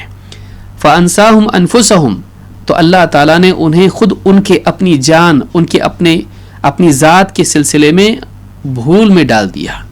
उलाइका हुमुल फ़ासिक़ून, ये लोग फ़ासिक़ हैं। मालूम हुआ कि अल्लाह को भूलना इंसान को फ़ासिक़ बना देता है। अल्लाह के हुक्मों को छोड़ देना, अल्लाह की रज़ा के बारे में लापरवाह हो जाना इंसान को फ़ासिक़ बना देता है। तो अल्लाह ताला ने फरमाया उनकी तरह मत हो जाना जो फ़ासिक़ हैं। तो फुस्साक़ व फुज्जार के जो अल्लाह को भूल के, आखिरत को भूल के ज़िंदगी गुजारते हैं, दुनिया में मौज मस्ती करते हैं, मुसलमान को उनकी तरह नहीं होना चाहिए। मुसलमान को किन की तरह होना चाहिए? जो अल्लाह वाले हैं, अल्लाह के रास्ते पर चलते हैं, अल्लाह के क़ुर्ब के असबाब को इख्तियार करते हैं। मुसलमान को उनके रास्ते पर चलना चाहिए। वत्तबि सबील मन अनाब इलैहि, उसके रास्ते की पैरवी कर जो मेरी तरफ रुजू किया, मेरी तरफ पलटा, मेरी तरफ मुतवज्जे हुआ। उसके रास्ते की नहीं जो अल्लाह के रास्ते से दूर हो जाए, अल्लाह को छोड़ दे, अल्लाह को भूल जाए, उसके रास्ते की नहीं। ये सूरतुल हश्र की आयत नंबर 19 है। अबू दर्र रज़ियल्लाहु अन्हु कहते हैं कि मर्र बी नबी सल्लल्लाहु अलैहि वसल्लम व अना मुत्तजिउन अला बत्नी, अल्लाह के रसूल सल्लल्लाहु अलैहि वसल्लम का गुज़र मुझ पर हुआ और मैं यानी औंधे मुँह सोया हुआ था, पेट के बल सोया हुआ था। औंधा सो जाना, बहुत सारे लोग आज सोते हैं, नींद नहीं आती तो क्या करें, औंधा सो जाओ। कहा कि मैं व अना मुत्तजिउन अला बत्नी, मैं अपने पेट के बल सोया हुआ था। फ़रकज़नी बिरिजलिही, आपने अपनी पाँव की ठोकर से मुझको जगाया। वक़ाल या जुनैदिब इन्नमा हादिही विजअतु अहलिन नार, कहा कि ए जुनैदिब, ये जो है इन्नमा हादिही विजअतु अहलिन नार, ये जहन्नमियों के सोने का तरीक़ा है। कितने लोग नहीं जानते इसको, कितने लोग नहीं जानते। औंधा सोने में कोई क़बात महसूस नहीं करते। अल्लाह के नबी सल्लल्लाहु अलैहि वसल्लम ने क्या कहा, ये जहन्नमियों के सोने, यानी वो लोग जो जहन्नम में जाने वाले हैं उनके सोने का तरीक़ा है ये। मालूम है कि जायज़ नहीं है। कितनी सारी चीज़ें मुसलमान नहीं जानता है। तो यहाँ आपने किसकी मुशाबहत से मना किया? जहन्नमी। تو جو فساق و فجار ہے جن کا انجام جہنم ہے ان کے عادات و اطوار کو مسلمان نہ اپنائیں. سونے کا طریقہ بھی ان کا نہیں اپنانا چاہیے. ابن ماجہ نے اس کو روایت کیا ہے, سنن ابن ماجہ حدیث نمبر 3724, حدیث صحیح ہے. اسی طرح سے مردوں کے لیے جائز نہیں کہ عورتوں کی مشابہت کریں, عورتوں کے لیے جائز نہیں کہ مردوں کی مشابہت کریں. ابن عباس رضی اللہ تعالیٰ عنہ کہتے ہیں لعن رسول اللہ صلی اللہ علیہ وسلم المتشبہین من الرجال بالنساء والمتشبہات من النساء بالرجال. اللہ کے رسول صلی اللہ علیہ وسلم نے لعنت کی ان لوگوں پر. کن پر؟ ان مردوں پر جو عورتوں کی مشابہت اختیار کرتے ہیں, اور آپ نے لعنت کی ان عورتوں پر جو مردوں کی مشابہت اختیار کرتے ہیں.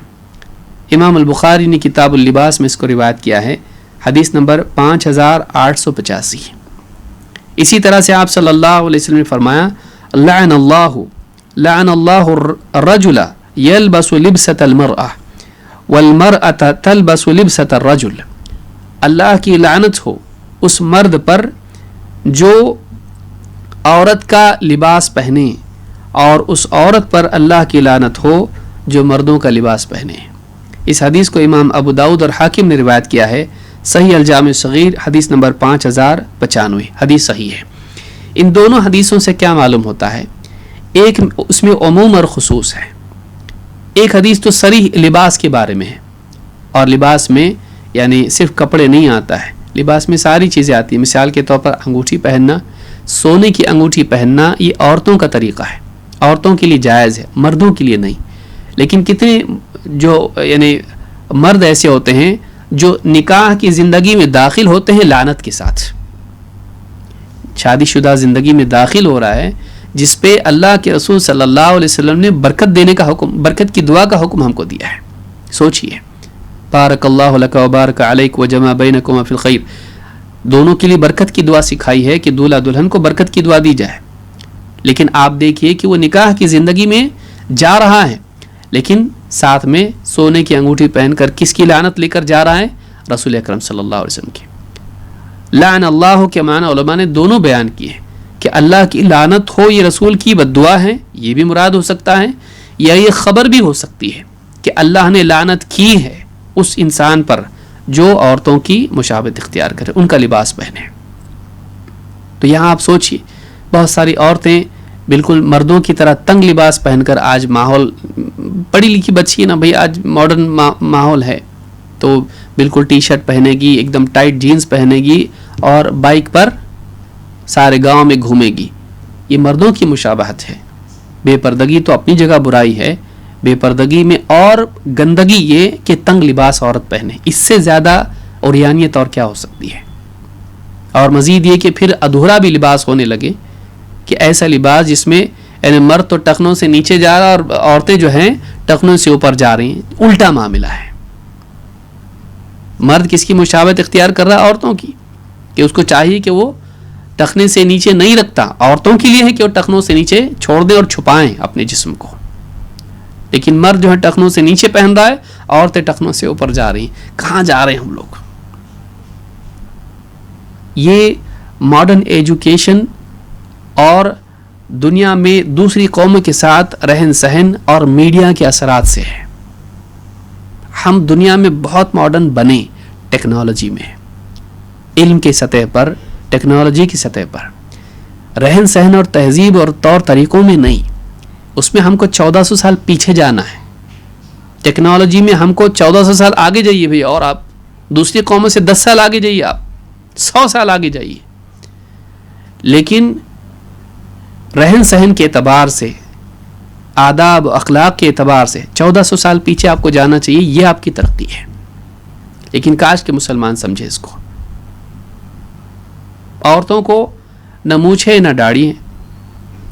مردوں کے لیے ہے کہ وہ مونچھے اور داڑھی, مونچھے کم کرے اور داڑھی, مونچھے پورے مونڈے نہیں, مونچھے کم کریں اور داڑھی بڑھائیں.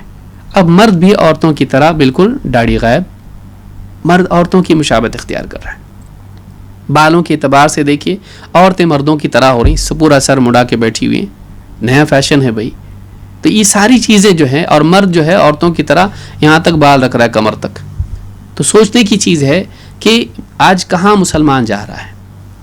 بہت سارے مسلمان اس بات کو جانتے بھی ہیں لیکن خواہشات کے بنیاد پر دوسری قوموں کی یا مرد عورت کی اور عورت مرد کی مہندی لگانا، نکاح کے وقت میں دولہے کو مہندی لگانا، مہندی عورتوں کے لیے ہے، مہندی عورتوں کے لیے، لیکن بیٹھا ہوا ہے ہاتھ لے کے بیٹھا ہوا ہے، یہاں سے فلانی یہاں سے فلانی، اس کی کزن سب اس کو مہندی لگا رہے ہیں. شرم نہیں آتی ہے، غیرت مر گئی ہے، ان کی بھی مر گئی ان کی بھی مر گئی ہے.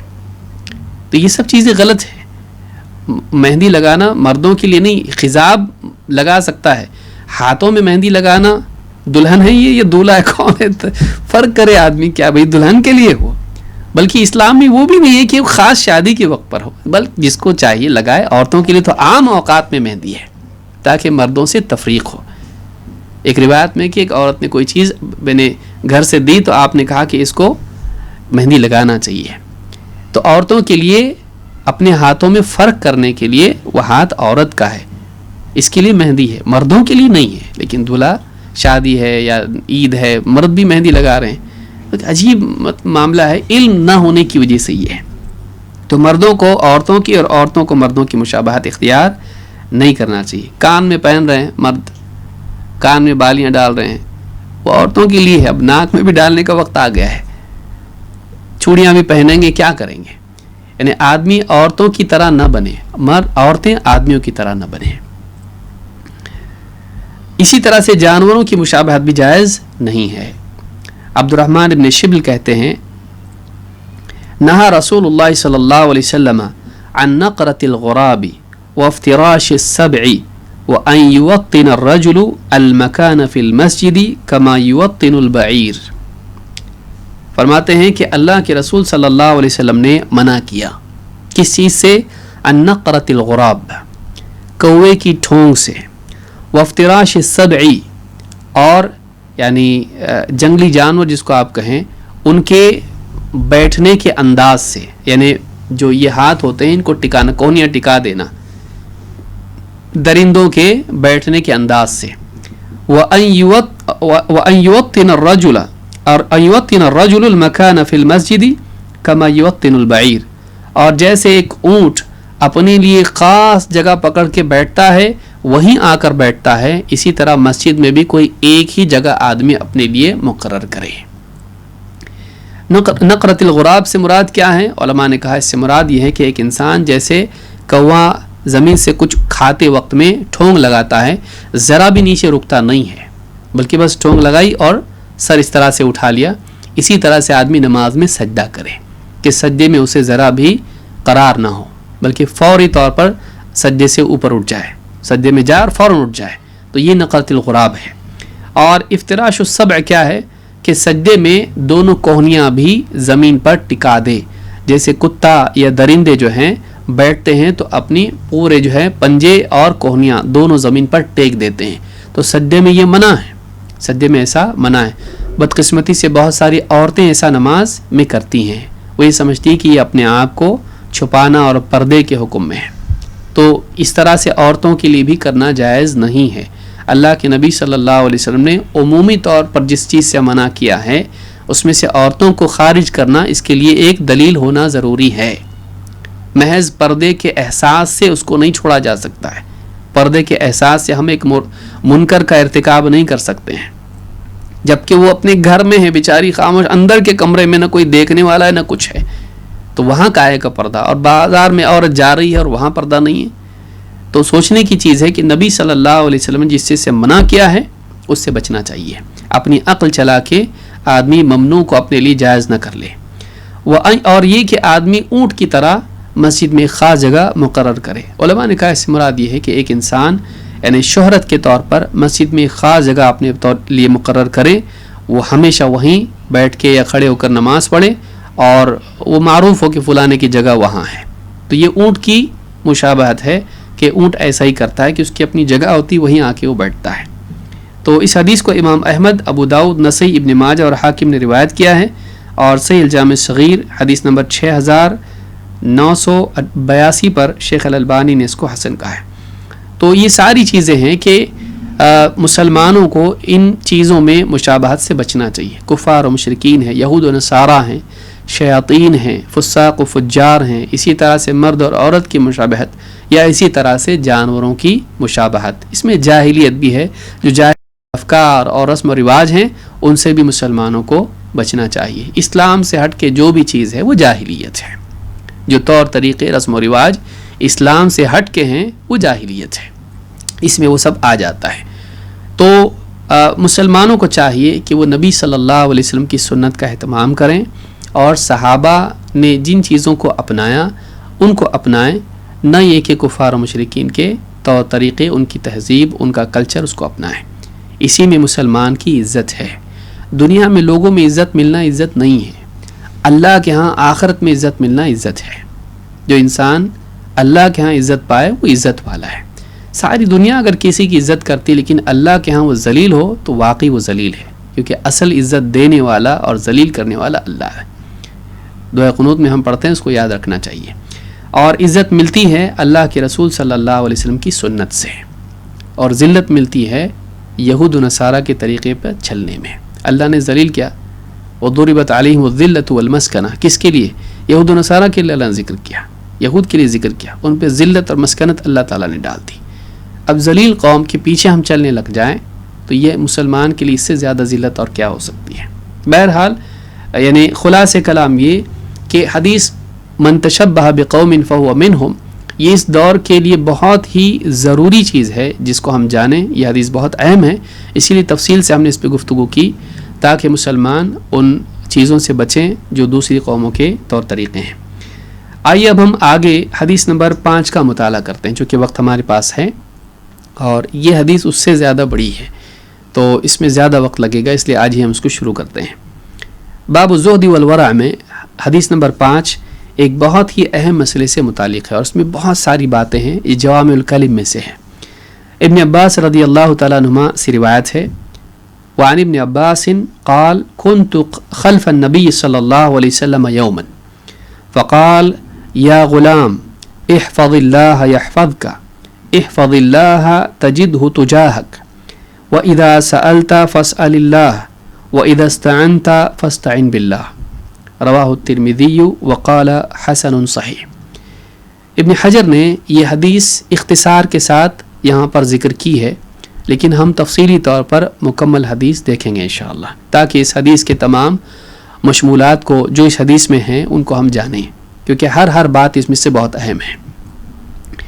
عبداللہ ابن عباس رضی اللہ تعالیٰ عنہ سے روایت ہے، کہتے ہیں کنت خلف النبی صلی اللہ علیہ وسلم یوما، ایک دن میں اللہ کے رسول صلی اللہ علیہ وسلم کے پیچھے سواری پر سوار تھا. بعض روایتوں میں ردیف کا لفظ آیا ہے. فقال یا غلام، آپ نے کہا اے لڑکے. غلام ان کی عمر کچھ ہو گئی تھی، بلوغت کے قریب تھے. کہا اے لڑکے احفظ اللہ یحفظک، اللہ کی حفاظت کر، اللہ تیری حفاظت کرے گا. احفظ اللہ تجدہ تجاہک، اللہ کی حفاظت کر تو اسے اپنے سامنے، اپنے آگے پائے گا. وَإِذَا سَأَلْتَ فَاسْأَلِ اللَّهِ، جب تو مانگے تو اللہ سے مانگ. وَإِذَا اسْتَعَنْتَ فَاسْتَعِنْ بِاللَّهِ، اور جب تو سوال کرے تو اللہ سے سوال کر. رواہ الترمذی وقال حدیث حسن صحیح. امام ترمذی نے اس کو روایت کیا اور کہا کہ یہ حدیث حسن ہے، صحیح ہے. بعض طرق سے صحیح ہے، بعض سے حسن ہے، یا سندن حسن ہے اور حکمن صحیح ہے. یہاں ابن حجر نے اس کو اختصار سے ذکر کیا ہے. پوری روایت کیسی ہے، اور اس کے کئی طرق ہیں. ان طرق میں بعض اور زیادات بھی ہیں جن میں بھی بہت فائدے کی باتیں ہیں، لہٰذا ہم ان زیادات کے ساتھ اس حدیث کے الفاظ کو دیکھتے ہیں. ابن عباس رضی اللہ تعالیٰ عنہ کہتے ہیں کنت خلف رسول اللہ صلی اللہ علیہ وسلم یوما، ایک دن میں اللہ کے رسول صلی اللہ علیہ وسلم کے پیچھے سواری پر سوار تھا. فقال یا غلام انی اعلمک کلمات، کہا کہ اے لڑکے میں تجھ کو کچھ باتیں سکھاتا ہوں، کچھ کلمات سکھاتا ہوں. کلمہ بعض اوقات لفظ کے لیے بھی آتا ہے اور جملے کے لیے بھی آتا ہے اور پوری بات کے لیے بھی آتا ہے. عربی زبان میں کلمہ جو ہوتا ہے یہ ایک لفظ کے لیے بھی آتا ہے اور وہ پورے جملے کے لیے بھی آتا ہے، کلمۃ طیبہ، اور پوری تقریر کے لیے بھی اس کو کلمہ آتا ہے، القا کلمۃن، تو کلمہ اس کے لیے بھی آتا ہے. تو کچھ باتیں تجھ کو سکھاتا ہوں. احفظ اللہ یحفظک، اللہ کی حفاظت کر، وہ تیری حفاظت کرے گا. احفظ اللہ تجدہ تجاہک، اللہ کی حفاظت کر تو اسے اپنے سامنے پائے گا، یعنی اپنے آگے پائے گا. اذا سألت فاسأل اللہ، جب مانگے تو اللہ سے مانگ. واذا استعنت فاستعن باللہ، اور جب استعانت کرے، مدد طلب کرے تو اللہ سے مدد طلب کر. دونوں میں فرق ہے، دیکھیں گے آگے انشاءاللہ. وَاعْلَمْ أَنَّ الْأُمَّةَ لَوْ اجْتَمَعَتْ عَلَىٰ أَن يَنْفَعُوكَ بِشَيْءٍ لَمْ يَنْفَعُوكَ إِلَّا بِشَيْءٍ قَدْ كَتَبَهُ اللَّهُ لَكَ. اچھی طرح اس بات کو جان لے کہ اگر سارے لوگ جمع ہو جائیں اس بات پر کہ تجھے فائدہ پہنچائیں، نہیں پہنچا سکتے سوائے اس فائدے کے جو اللہ تعالیٰ نے تیرے لیے لکھ دیا ہے. وَلَوْ اجْتَمَعُوا عَلَىٰ أَن يَضُرُّوكَ بِشَيْءٍ، اور اگر سب کے سب لوگ، ساری دنیا مل کر، ساری مخلوق مل کر اس بات پر جمع ہو جائے ان یضروک بشیء، کہ تجھے کوئی مضرت، کوئی نقصان پہنچائیں، لم یضروک الا بشیء قد کتبہ اللہ علیک، وہ تجھ کو کوئی نقصان نہیں پہنچا سکتے سوائے اس نقصان کے جو اللہ تعالیٰ نے تیرے لیے لکھ دیا ہے. رفعت الاقلام وجفت الصحف، قلم اٹھا لیے گئے اور سیاہی سوکھ گئی.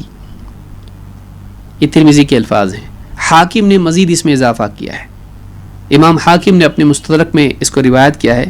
اس کے الفاظ ہیں زیادات میں سے، تعرف الی اللہ فی الرخاء یعرفک فی الشدہ، اچھے حالات میں، آسودگی کے حالات میں، آسائش کے حالات میں اللہ تعالیٰ کو یاد رکھ، اس کو پہچان.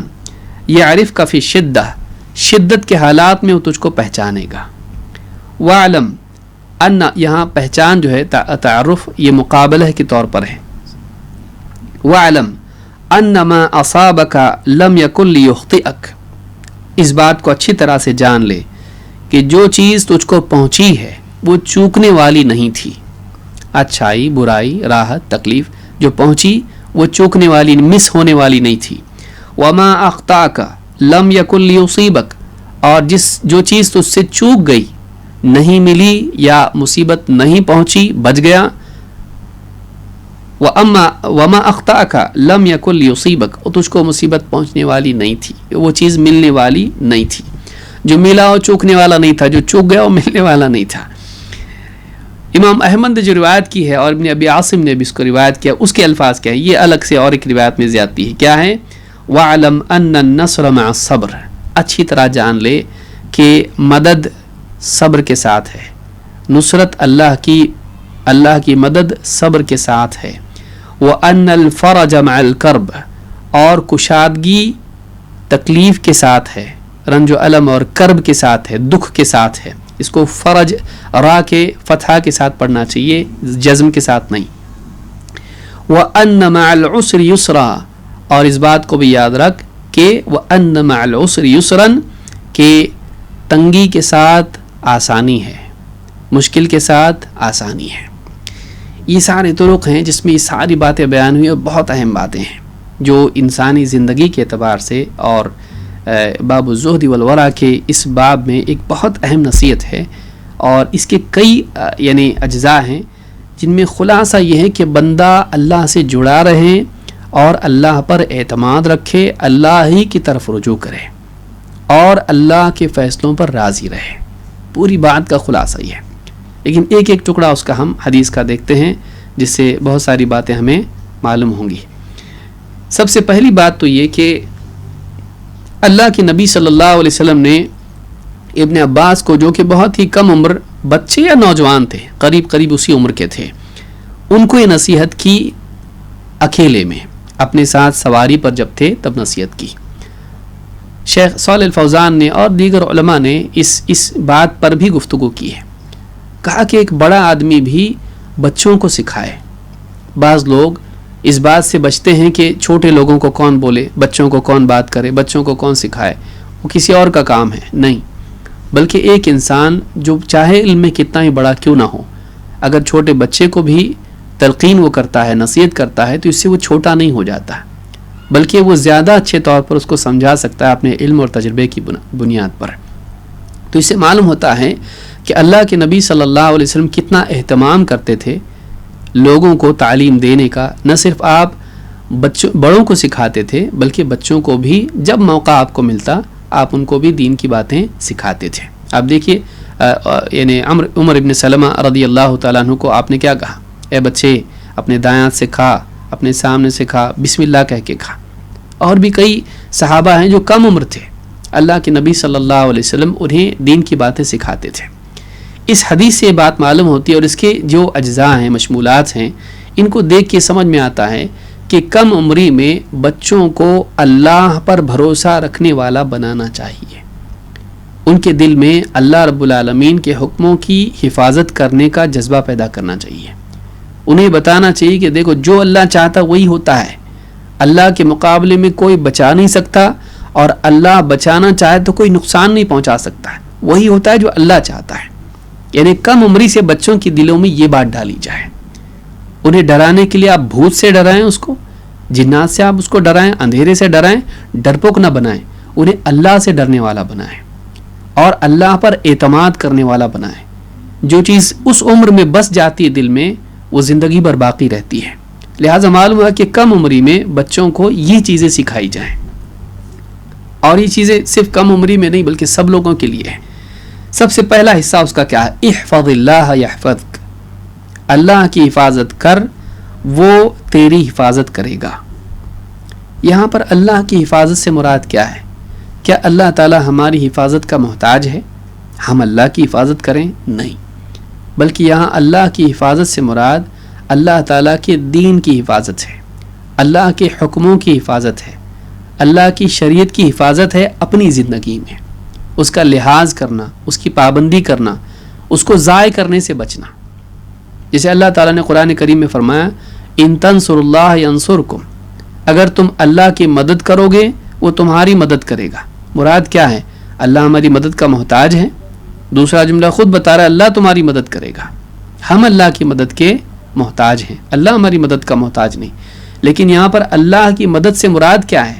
تم اللہ کے دین کی مدد کرو گے اللہ تمہاری مدد کرے گا. مراد اللہ کے دین کی مدد ہے.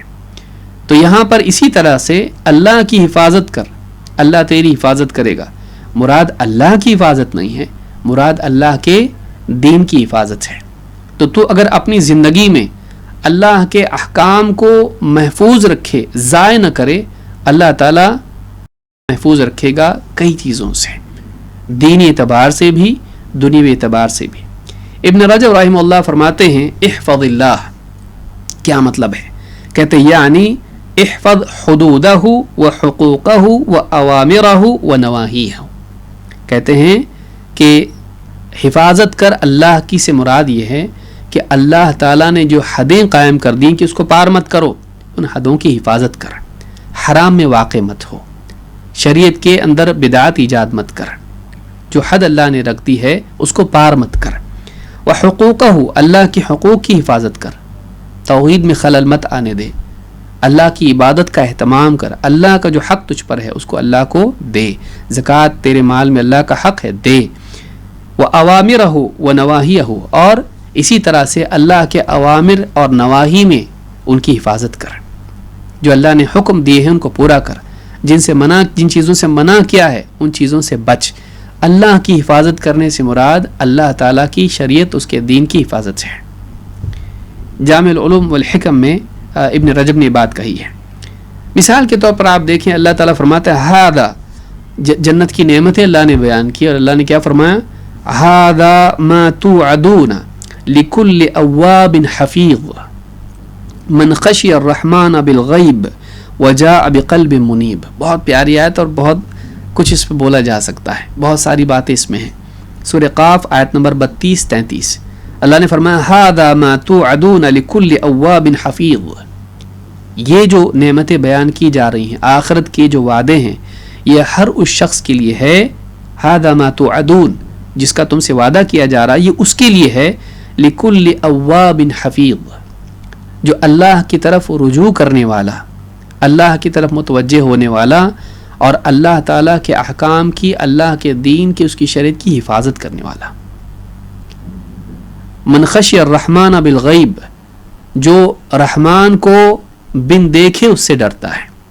اس نے دیکھا نہیں اللہ کو, لیکن بن دیکھے اللہ سے ڈرتا ہے, کھلے چھپے ہر حال میں اللہ سے ڈرتا ہے. وجاء بقلب منیب, اور ایک ایسے دل کے ساتھ اللہ کے پاس آئے جو انابت رکھتا ہو, جس میں اللہ کی طرف رجوع ہو. تو یہاں پر آپ دیکھیں گے کہ اللہ نے فرمایا کہ اوابن حفیظ اس کو کہا گیا. حفیظ کون ہے؟ جو اللہ کی شریعت کی حفاظت کرے. جیسے مثال کے طور پر سورہ المعارج میں اللہ نے فرمایا آیت نمبر 34-35 میں, آپ اس کو تفصیل سے دیکھیں اس کے ضمن میں, تو اس میں اللہ نے فرمایا والذین هم علی صلاتهم یحافظون, اللہ کے نیک بندے کون ہیں؟ جو اللہ تعالیٰ نے جو ان پر نماز مقرر کی ہے اپنی نماز کی حفاظت کرتے ہیں. تو معلوم ہے کہ اللہ نے جو امر صلاح نماز ان کے اوپر لازم کی ہے, فرض کی ہے, تو اس نماز کی حفاظت کرتے ہیں. حافظوا علی الصلوات والصلاۃ الوسطی, نمازوں کی حفاظت کرو, خصوصاً درمیانی نماز یعنی عصر کی نماز کی. تو اللہ نے جن چیزوں کو فرض کیا ہے ان کی حفاظت کر, اللہ تیری حفاظت کرے گا. اسی طرح سے سورہ التوبہ آیت نمبر 112 میں اللہ نے فرمایا والحافظون لحدود اللہ وبشر المؤمنین. بہت ساری صفات ان کی بیان کی اور کہا والحافظون لحدود اللہ, اللہ کی حدوں کی حفاظت کرنے والے. تو اے نبی ایمان والوں کو خوشخبری سنائیے. اللہ کی حدوں کی حفاظت کیا ہے؟ اللہ تعالیٰ نے شریعت میں جو حدیں مقرر کی ان کو پار نہ کیا جائے, چاہے وہ اوامر کے اعتبار سے ہو یا نواہی کے اعتبار سے. مثال کے طور پر شریعت میں حد ہے کہ ہم چہرہ, وضو میں چھوٹی مثال دیکھیے, سادہ مثال, کہ وضو میں ہم 3 سے زیادہ بار چہرہ ہاتھ پاؤں نہ دھوئیں.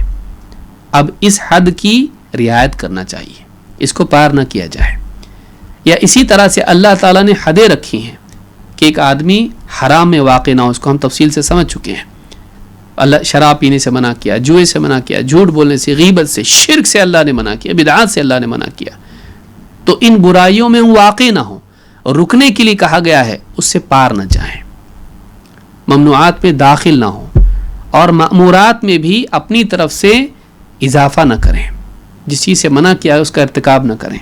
تو یہ ساری چیزیں جو ہیں یہ اللہ کی حفاظت کر سے مراد یہ ہے کہ اللہ تعالیٰ کی شریعت کی حفاظت کر, اس کے اوامر کی حفاظت کر, اس کے نواہی کے سلسلے میں اللہ کے حکم کی حفاظت کر, لاپرواہی مت برت. کیا ہوگا؟ یحفظ کا, اللہ تیری حفاظت کرے گا. معلوم ہے کہ ہماری حفاظت جب کب ٹوٹتی ہے؟ جب ہم اللہ کے دین کی حفاظت نہیں کرتے ہیں. مصیبتیں بندے پر آتی ہیں, وہ غیر محفوظ محسوس کرنے لگتا ہے, دشمن اس پر ٹوٹ پڑتے ہیں, حالات بگڑتے ہیں. یہ کب ہوتا ہے؟ اس کے بہت سارے اسباب ہیں, جن میں سے ایک بہت بڑا اور مرکزی اور بنیادی سبب یہ ہے کہ جب تو اللہ کے دین کی حفاظت نہیں کرے گا تو اللہ تیری حفاظت کیوں کرے؟ جب تو اللہ کے دین کی حفاظت نہیں کرتا ہے, تجھے اللہ کی پرواہ نہیں, اللہ کی مرضیات کی پرواہ نہیں, اللہ تیری پرواہ کیوں کرے؟ اللہ تعالیٰ تیرا لحاظ کیوں کرے؟ تو اللہ تعالیٰ کے دین کو بچانے کے لیے تیری زندگی میں کچھ نہیں, تو ہر حکم توڑنے پر تیار ہے, تلا ہوا ہے گویا کہ. تو اللہ تجھ کو کیوں بچائے مصیبتوں سے؟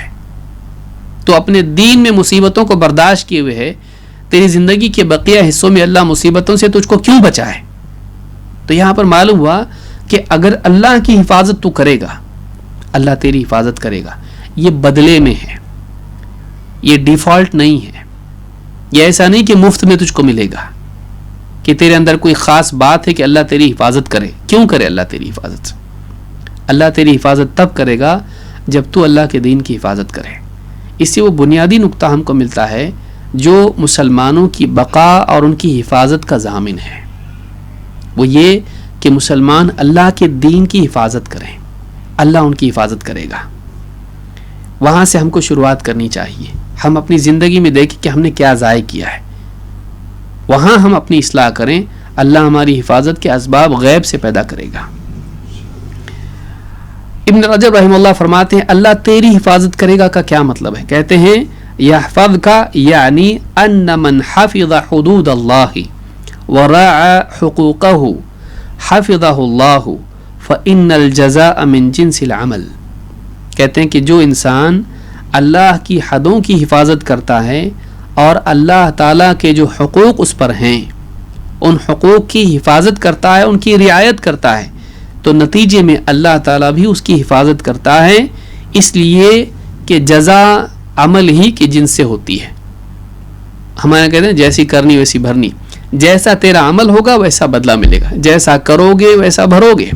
تو انسان کا جس قسم کا عمل بندہ کرتا ہے اس قسم کا بدلہ اللہ کی طرف سے اس کو ملتا ہے. تو اگر وہ دین کی حفاظت کرے اللہ اس کی حفاظت کرے گا. لہذا جزا جنس عمل میں سے ہوتی ہے.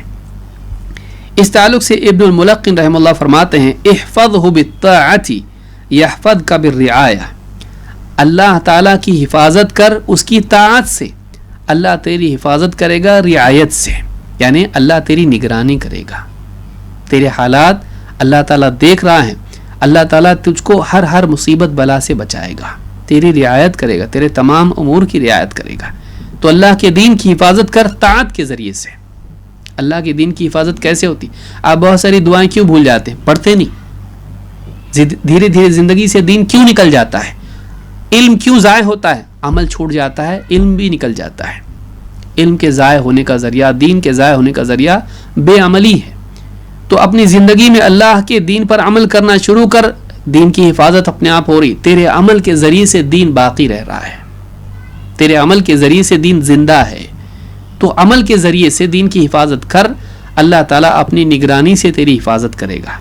المعین علی تفہم الاربعین میں ابن الملقن کہتے ہیں, آپ دیکھیے قرآن کریم میں اللہ تعالیٰ فرماتا ہے فاللہ خیر حافظا وہو ارحم الراحمین. سورہ یوسف میں آپ دیکھیے یوسف علیہ السلام کا پورا واقعہ دیکھیے, اللہ نے کیسی حفاظت ان کی کنویں میں ڈالے, لوگوں نے, بھائیوں نے کنویں میں ڈال دیا, پھر وہاں سے نکلے, وہاں حفاظت اللہ نے کی, ضائع نہیں ہونے دیا ان کو. پھر لوگوں نے خریدا, بیچ دیا, عزیز مصر کے ہاں گئے, تہمت لگی, اللہ نے وہاں بھی ضائع ہونے نہیں دیا, بچایا ان کو, جیل میں سے نکلوایا, کہاں پہنچا دیا اللہ تعالیٰ نے. اللہ تعالیٰ نے فرمایا فاللہ خیر حافظا, اللہ تعالیٰ بہترین, سب سے بہتر حفاظت کرنے والا ہے.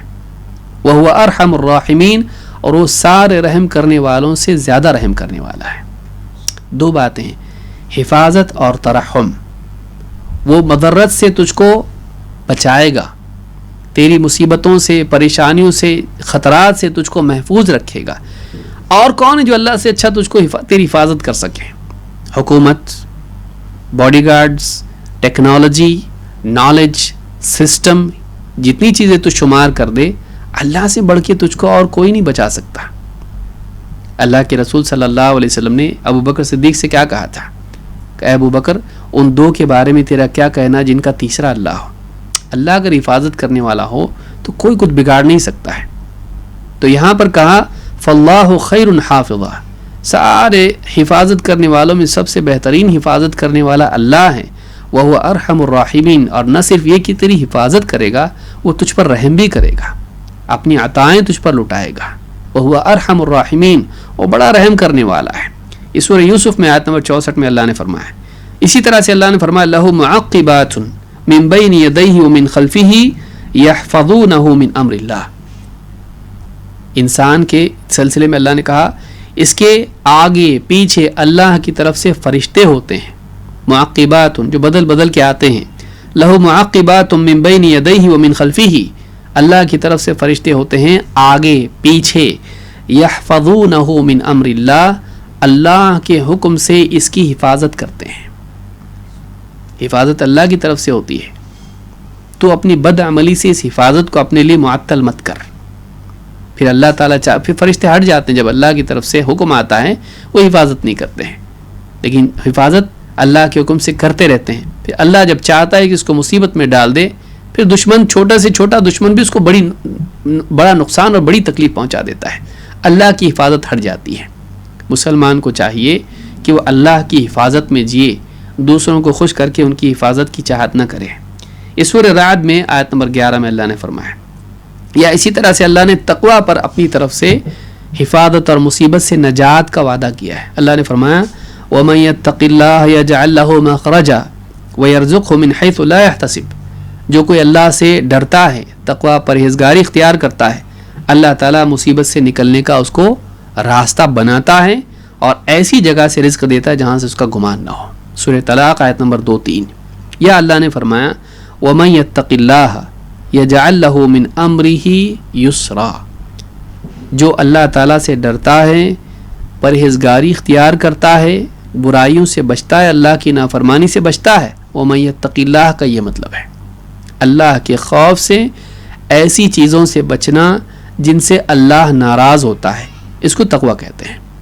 اللہ کے خوف سے، دنیا کی وجہ سے نہیں، ریاکاری کی وجہ سے نہیں، یا دنیا کی وجہ سے نہیں، بلکہ اللہ کے خوف سے، اللہ کو ناراض کرنے والی چیزوں سے بچنا، اس کا نام تقویٰ ہے۔ وَمَن يَتَّقِ اللَّهَ يَجْعَل لَّهُ مِنْ أَمْرِهِ يُسْرًا، اس کے معاملات میں اللہ تعالیٰ آسانی پیدا کر دیتا ہے، اس کی تنگیوں کو اللہ تعالیٰ آسانیوں سے بدل دیتا ہے۔ تو یہ سورہ الطلاق میں آیت نمبر 4 میں اللہ نے کہا ہے۔ ابن کثیر رحمۃ اللہ علیہ فرماتے ہیں کہ ای یسہل لہ امرہ، اس کے معاملے کو اللہ آسان کر دیتا ہے، ویسرہ علیہ، اور اس کے لیے اللہ تعالیٰ تیسیر کا معاملہ فرما دیتا ہے، اس کی تکلیف کو ہلکا کرتا ہے، اس کی مشکل کو آسان کرتا ہے۔ وَيَجْعَلُ لَهُ فَرَجًا قَرِيبًا وَمَخْرَجًا عَاجِلًا، اور اللہ تعالیٰ اس کے لیے جلد ہی کشادگی پیدا کر دیتا ہے، اور اللہ تعالیٰ اس کے لیے جلد ہی اس مصیبت سے نکلنے کا راستہ بناتا ہے۔ تو یہ اللہ کی طرف سے کس کے لیے ہوتا ہے؟ جو تقوی اختیار کرتا ہے، اللہ کے دین کی حفاظت کرتا ہے، اللہ کے حکموں کی رعایت اور ان کا لحاظ کرتا ہے۔ تو یہ جو چیز ہے، یہ پہلی بات اس میں ہم نے دیکھی۔ میں سمجھتا ہوں کہ ہمارا وقت ختم ہو گیا ہے، تو ہم انشاءاللہ بقیہ باتیں اگلے درس میں دیکھیں گے۔ اقول ھذا واستغفر اللہ لی ولکم۔